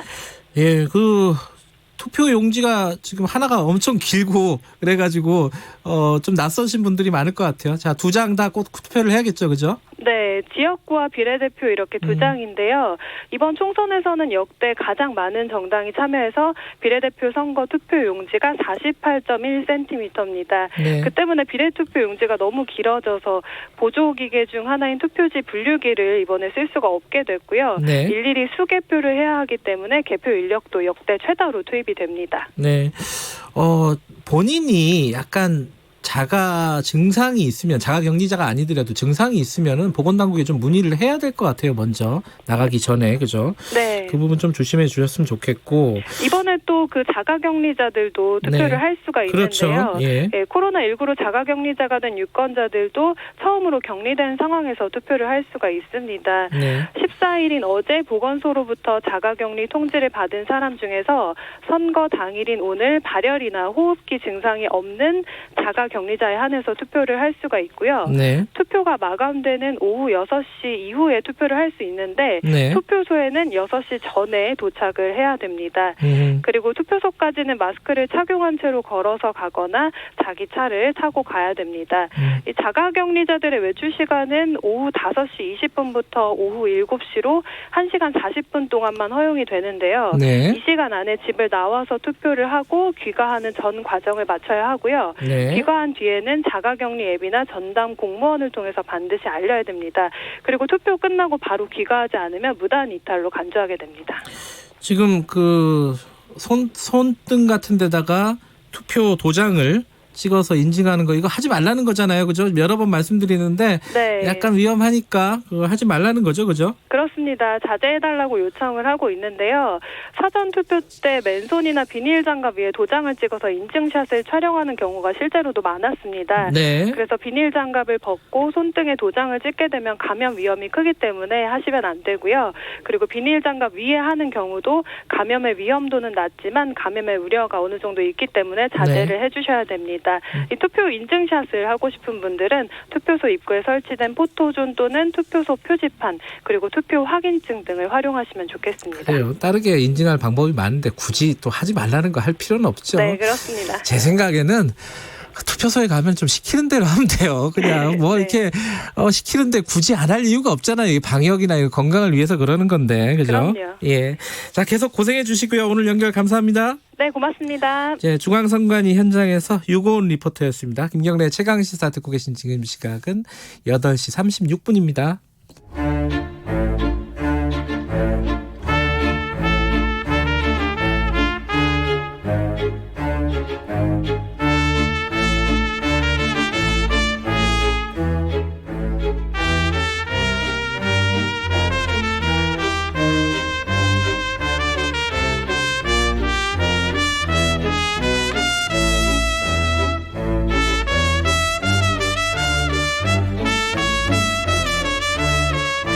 네, 수요일마다 돌아오는 최강시사 영화 코너 스포일러입니다. 최강희 영화평론가 나와 계십니다. 안녕하세요. 예, 안녕하십니까. 계속 뭘 물어보셔가지고 배경음악 나오고 있는데 못 끌었잖아요. 아니 저희가 저 비례대표 순번이 어떻게 정해지냐. 순번. 그게 지금 현역 의원들 순이니까 맨 처음에 나오는 게. 현역 의원들. 예, 지금 미래통합당이나 예. 더불어민주당은 현역 의원이 있는 비례정당이 없기 때문에 비례정당 비례후보를 안 냈기 때문에 네네. 1번, 2번을 못 받은 거죠. 그렇군요. 복잡해요. 너무 복잡해. 비례대표 최강희 평론가께서 복잡하다고 하시면은. 네. 세상에 복잡한 사람이 진짜 많을 것 같은데 이거 큰일 났네요. 그러니까 완전히 저는 사전 투표했는데요. 네. 가서 이거 투표용지 보고 요즘 말은 멘붕에 빠진다 그러죠. 아니 너무 많은 정당이 있는 데다가 좀 희한한 이름의 정당도 있고. 네, 처음 보는 데도 많죠. 그렇죠? 네. 아니 진짜 평론가님이 그렇게 얘기하시면 이제 다른 분들은 이 뭐야 이런 느낌이 들어요. 왜냐하면은 정치나 이런데 많이 아시는 분이 그렇게 생각할 정도면은 다른 분들 얼마나 헷갈리시겠어요, 그죠? 이번에 새로운 선거법이 좀 처음 적용되는 거라 그 유권자들도 좀 혼선이 좀 있지 않을까 이런 염려는 됩니다. 선거 제도를 어떻게 할 것인지 총선 끝나면 한번 좀 다시 논의해야 될 것 같긴 합니다. 여러 가지 좀 개선할 부분들이 좀 있는 것 같아요. 자, 오늘 총선이라서 총선 영화. 그러니까 이렇게 얘기해도 되나요? 이 영화들을 보면은 선거 투표소에 가고 싶다. 이렇게 해도 되나요? 꼭 그런 건 아닌가요? 그렇죠. 그러니까 가기 싫은 건가요, 혹시? 아니, 꼭 그렇지는 않습니다. 그러니까는 누군가 그런 얘기를 했죠. 그 투표란 그 최선을 뽑는 게 아니라 최악을 피하기 위해서 하는 거다. 최악을 가려내 버리는 거죠. 최악을 가려내기 위해서 하는 거다. 이런 얘기들을 하는 거니까 뭐 진짜 우리의 이상향적인 정말 엄청나게 좋은 그런 정치인이 나오면 좋겠습니다만 그렇지 않더라도 저 사람이 하면 안 되겠다는 정도는 우리가 막아낼 수는 있잖아요. 그런 게 더 강한 것 같더라고요. 사람들은. 문제는 이제 유권자들끼리 저 사람이 하면 안 되겠다가 너무 극명하게 갈린다는 게 문제인데. 서로 또 다른 생각을 하고. 네. 아무튼 그래서 오늘은 이제 선거날인 만큼 정치 영화 몇 편 여러분들께 오늘 소개를 해드릴까 합니다. 시간 있으신 분들은 한번 쭉 얘기를 들어보시고 땡기시는 영화 하나 골라서 보시면 아주 좋을 것 같습니다. 첫 번째 영화는 광해의 왕이 된 남자를 갖고 오셨어요. 네, 이제 이 영화를 제가 정치 영화의 범주로 이거 말씀을 뭐 드릴 수 사극이잖아요. 사극. 예, 사극이죠. 사극인데 다분히 정치 영화죠. 그래요. 예, 사극의 틀을 가지고 있습니다만 일단 개봉 시점부터 매우 정치적이었던 영화입니다. 이게 언제 개봉했어요? 2012년이 이제 대선이 있었잖아요. 그렇죠. 바로 그 한 3개월 전에 개봉했어요. 그래요. 예. 이게 이제 9월 기억이 가물가물하네요. 예. 그래서 그때 문재인 후보와 박근혜 후보가 첨예하게 붙었을 때. 그렇습니다. 그때 이제 사실은 이 영화 광해 왕이 된 남자라고 하는 작품 자체는 박근혜 정권 시기에 국정원이 매우 명민하게 분석했듯 대선에 영향을 주려는 의도를 가지고 만들어진 건 아니지만 대선의 후광 효과로 돈을 벌어보겠다는 의도는 분명히 있었죠. 마케팅, 그러니까 작품 자체는 모르겠지만은 마케팅 전략으로는 대선을 활용했던 건 분명하다. 예. 근데 영화라는 게 사실은 어떤 트렌드라든가 그 사회 분위기를 봐야 되잖아요. 타이밍도 중요하기 때문에. 그럼요. 그래서 이 영화가 대선 직전에 풍고를 가지고 매우 정치적이었다라고 비판하는 것은 번지수가 좀 틀렸죠. 그러면 안 됩니까? 그렇죠. 영화라는 것이 흥행 산업이니까. 막 올림픽이 붐이면 스포츠 영화가 나오듯이 당연한 일이죠, 사실. 옛날에 소림축구도 월드컵 때문에 흥행했는데. 또 레전드죠, 소림축구는. 오늘 소림축구 보셔도 됩니다. 그래서 광해 왕이 된 남자는 그 덕분에 뭐 1000만 명 이상이 1000만 들었군요. 예, 1000만이 넘는 흥행 기록을 세웠죠. 이게 사실은 가을 시즌에 개봉해서 1000만이 넘은 영화는 이게 최초입니다. 광해 왕이 된 남자. 원래 가을이 비수기예요? 비수기예요. 다 놀러 가서 그런가? 아주 큰 비수기는 아닙니다만 관객들이 좀 빠지는. 그러니까 뭐 여름 성수기 지난. 맞습니다. 예. 그런 시즌임에도 불구하고 광해 왕이 된 남자는 1000만을 훌쩍 뛰어넘었다는 거죠. 그건 앞서 말씀드린 것처럼 대선이 다가오니까 관객들은 우리의 리더가 어떤 리더가 됐으면 좋겠다. 정치적 지도자가. 그런 측면에서. 예, 그런 게 뭐 이렇게 의식의 표면 위에 떠 있는 건 아니고 무의식에 잠재의식에 숨어 있는 거죠. 뭐 뉴스를 봐도 대선 얘기밖에 안 나오고 하면서 이제 곧 대선이 다가오는구나라고 하면서 이제 광해 왕이 된 남자에서 하나의 이상향적인 성군을 보게 된 거죠. 근데 이 영화가 되게 독특한 것이 그 이상향적인 성군이 원래 왕이 아니죠. 거지였나요? 예. 거지가 아니고 광대. 광대. 예. 하선이라고 하는 광대가 어느 날 이제 그 광해군하고 얼굴이 이제 비슷한 게 아니라 거의 또 똑같이 생겼어요. 그러니까 이병헌 씨가 1인 2역을 한 거죠? 이병헌 씨가 또 1인 2역을 했는데 사실 이 영화는 또 이병헌 씨의 영화 인생에 또 거대한 전환점이 됐죠. 왜냐하면 그 전에 이병헌 씨는 한 번도 사극에 출연한 적이 없어요. 사극이 좀 안 어울릴 것 같다는 생각이 좀 있었던 것 같아요. 그런데 이제 이 영화로 그또 왕 노릇, 그러니까 왕 역할과 그다음에 또 광대 하선의 역할, 이 두 가지 역할을 아주 기가 막히게 잘 어울리게 연기를 했어요. 연기 잘해요, 그죠? 그래서 뭐 어떤 정치인에게 그 이병헌하고 비슷하다. 예. 그러니까 일 빼고는 흠잡을 게 없다. 그런 별명이 그런 별명이 있지 않습니까?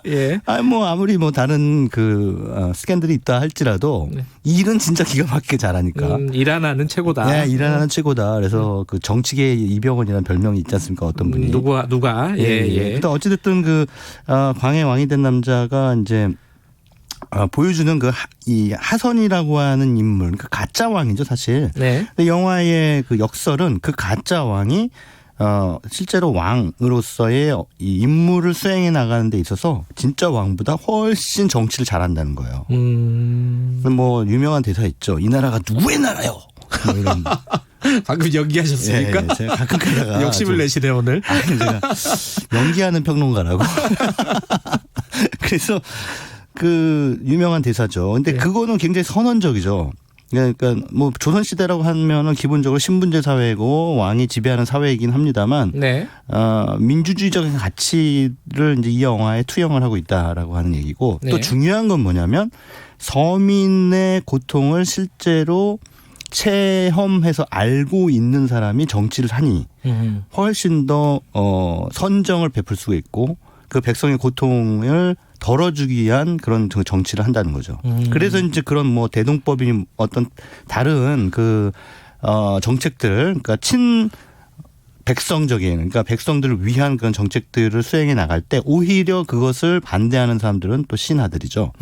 여러 가지 정리적인 그런 정략적인 이유 때문에 또 왕의 그런 선정을 이렇게 막 방해하고 반대하고 하니까 아까 제가 말씀드린 이 나라는 도대체 누구의 나라요 하는 그런 그 얘기가 이제 나오게 되면서 당시 그 많은 관객들에게 일종의 대리만족, 카타르시스를 안겨줬던 거죠. 네. 그래서 이제 이 영화가 흥행의 성공을 거둔 것이 아닌가. 그래서 이 영화의 그 기본적인 흥행 성공 요인은 서민 많은 그 정치인들이 민생, 서민 이거 입에 달고 다니지만 실제로 막상 정치에 입문하게 되고 국회에 입성하게 되면은 이제 말로만이 된다는 얘기죠. 그러니까 말로만이 된다는 것이 문제인데 그것을 위해서 진정성을 가지고 그러한 정책들을 펼쳐 나갈 수 있는 우리 지도자는 누가 될 것이냐라고 하는 질문을 영화가 던졌다 이렇게 볼 수가 있겠습니다.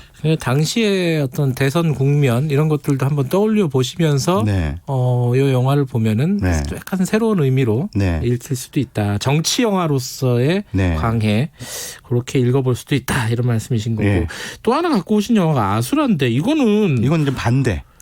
저런 정치는 안 된다. 아니 근데 아수라는 조폭 영화 아니었어요? 아니에요. 아니 조폭이 등장하긴 한데 네. 정확하게 말하면 이제 정치 영화죠. 근데 사실은 한국 영화에서 그 두 개의 장르는 서로 혼합이 돼 있습니다. 정치와 조폭? 예, 정치와 조폭. 그러니까 뭐 우리나라 현대사에서 사실은 이 두 장르는 뗄래야 뗄 수가 없죠. 실제로도 그렇잖아요. 저 정치인들이 예. 조폭 동원해가지고 맞습니다. 실제로도 뭐 용파리 사건 이런 것도 벌어지고. 예. 예. 근데 이거 이제 옛날에는 그런 일들이 비일비재했잖아요. 네. 근데 지금도 뭐 조직폭력배와 이렇게 야합하는 그런 정치인들이 있을까요? 그건 잘 모르겠어요, 저는. 근데 뭐 뉴스에는 적어도 나오진 않죠, 그런 얘기들이. 예. 많이 나오지는 않는데 그럼에도 불구하고 최근까지도 뭐 여러분들 기억으로 오늘 제가 소개해드릴 아수라라는 영화 말고도 네. 내부자들 같은 영화도 거기도 예. 이병헌 씨가 조폭으로 나와서 몰락한 조폭같이 몰락한 조폭이라서 이제 이게 자기가 배반당한 거에 대해서 복수를 하잖아요. 예. 근데 아수라라는 영화에서는 몰락한 조폭이 아니라 그 조폭인지 형사인지 구분할 수가 없는데 진짜 그 명분은 정우성 씨가 연기한 주인공은 형사입니다. 경찰이에요. 하는 짓은 조폭이에요. 그러니까 여기서 그 황정민 씨가 연기한 시장. 시장의 뒤를 나오고. 봐주는데 네. 온갖 그 협잡과 하여튼 그 엄청나게 그 더티한 짓은 다 이 정우성을 통해서 하는 거예요. 비리 경찰을 통해서. 예. 그러니까 이 사람이 해결사예요. 그러니까 뭐 누구 제거해줘. 뭐 이런 청부살인도 서슴지 않고 뭐 이런 일들을 하는 그 정우성 씨의 를 통해서 우리 한국 사회의 그 정치는 물론 실제로 이렇게 조폭과 야합하는 상황이 없을지 할지라도 이 영화가 보여주는 주제의식은 그건 거죠. 그러니까 여기 영화 제목이 아수라잖아요. 아수라장. 진짜 영화 막판은 진짜 아수라장이더라고요. 예. 다 죽어버리더라고요. 예. 그래서 이 영화가 바라보는 한국 정치의 단면은 아수라장, 그러니까 지옥도인 거예요. 진짜 지옥도 같았어요. 영화 자체가. 그래서 이제 이러한 것이 바로 한국 영화가 현대 한국 정치에 대한 문제의식을 이런 방식으로 가지고 있다는 거지 직접적으로 조폭하고 그렇게 연루가 돼 있다라는 걸 고발하려는 영화가 아니라는 거죠. 저는 이거 극장에서 봤는데 그때 당시 흥행을 잘 못했다 그러더라고요. 나중에 보니까. 그래도 뭐 250만 명 정도는 들었는데 아주 잘 된 건 아니죠. 아주 잘 된 건 아닌데 근데 최근에 다시 이 영화가 재조명 받고 있습니다. 이 영화 말고도 설경구 임시완 씨 나왔던 불안당이라는 영화도 불안당. 예. 흥행 안 됐지 않습니까? 흥행 안 됐는데 나중에 그런 영화들이 가끔 있어요. 그죠? 여중생 여고생들에 의해서 재발견되면서 임시완 때문에 그런 거예요? 아니요, 설경구 씨 때문에. 여중생이 왜 설경구를 너무 멋있다는 거예요, 설경구 씨가 그 영화 속에서. 요새 트렌드인가요? 설경구 씨가? 트렌드예요. 요즘에 희한하게 그런 옛날 느낌이 다시 한번 부각이 되고 있는데 이 영화 아수라도 그 개봉 당시에는 그다지 주목을 받지 못했습니다만 최근에 이게 더 코로나 바이러스 사태 때문인지 모르겠습니다만 집에서 영화를 봐야 되는 경우가 많지 않습니까? IPTV나 뭐 이런 걸. 그러니까 이제 옛날 영화들 다시 꺼내서 보시는 그렇죠, 거죠. 맞아요. 근데 그러다 보니까 또 재평가되고 재조명되는 그 작품들이 가끔 있는데 이 아수라라는 영화도 바로 그렇습니다. 시간이 많지 않아서 이 영화는 다른 영화는 좀 짧게 좀 소개해드리겠습니다.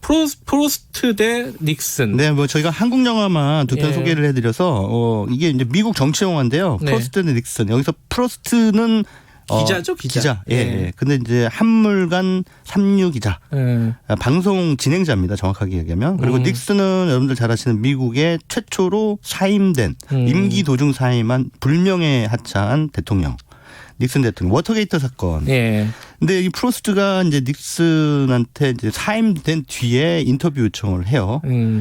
이걸 통해서 이제 자신은 분명히 한물 갔지만 다시 한번 재기를 하겠다라는 노림수가 있었고, 닉슨은 워터게이트 사건으로 불명예 하차했지만 저 애송이 기자를 통해서 내가 다시 명예를 회복해야겠다. 실추된 명예를. 서로 간의 목적이 있었던 거죠. 그래서 이제 두 사람이 붙는데 이 입담 고수들의 한판 대결이 처음부터 끝까지 펼쳐집니다. 저는 기자로서 그런지 이 영화 굉장히 재밌었어요. 정말 재밌어요. 그리고 연기가 정말 너무 기가 막혀가지고. 그렇습니다. 이 프로스트 역할 맡은 배우는 이제 영국 배우고 닉슨 역할 맡은 배우는 미국 배우인데 영국과 미국을 대표하는 연기파 배우들이 또 연기 대결을 펼치는 그런 재미도 볼 수가 있죠. 알겠습니다. 저희 오늘 여기까지만 들어야겠네요. 자, 새 영화 아수라, 광해의 왕이 된 남자, 프로스트 대 닉슨. 한번 오늘 시간 되시면은 찾아서 보시면은 오늘 선거 국면에 딱 어울릴 것 같습니다. 여기까지 듣겠습니다. 고맙습니다. 네, 감사합니다. 최강희 영화 평론가였습니다.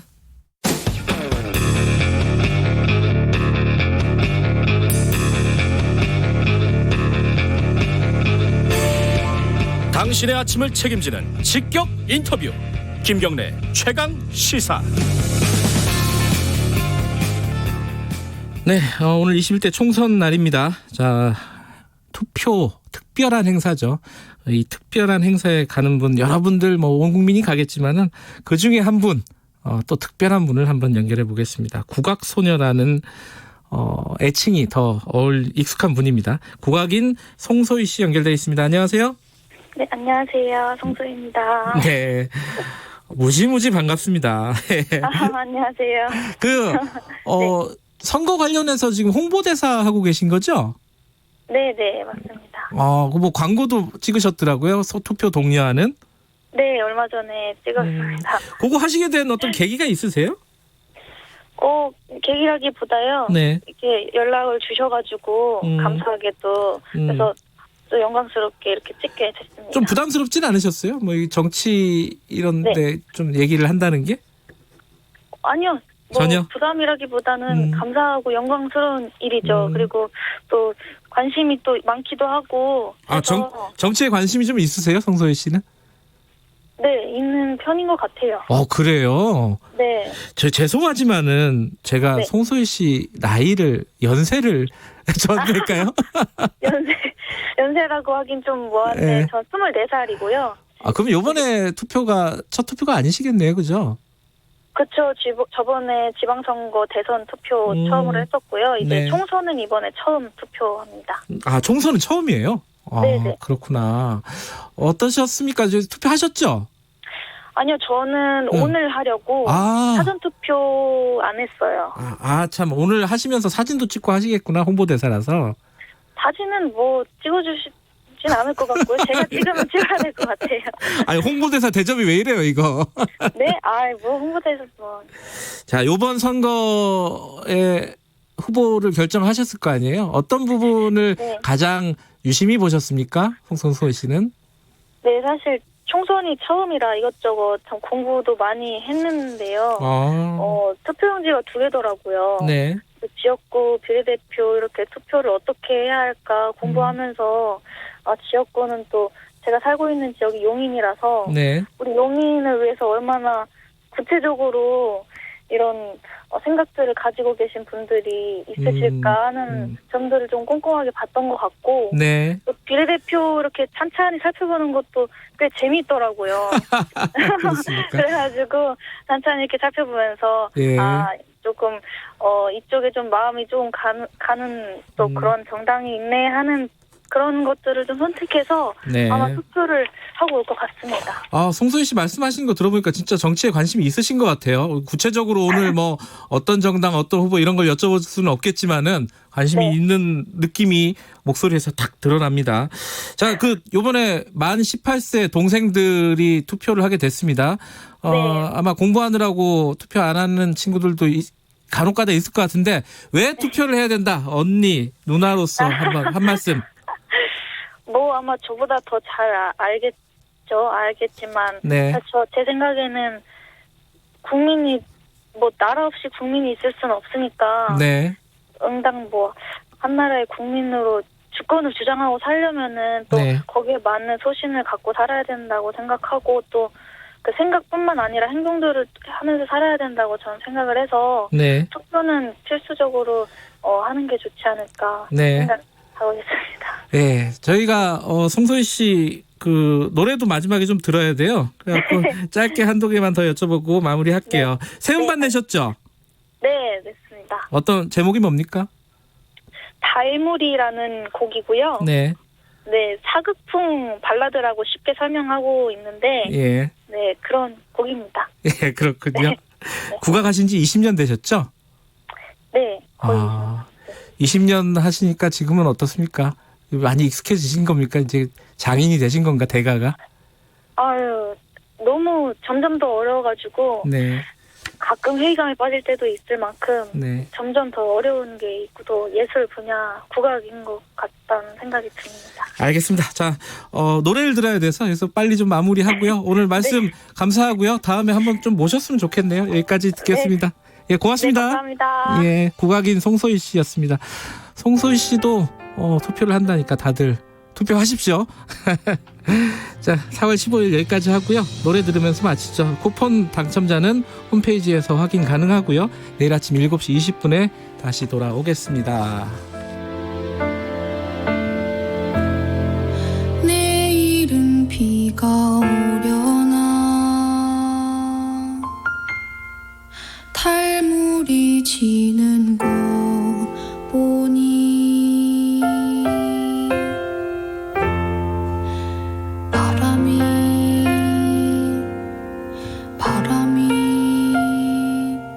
시리더라.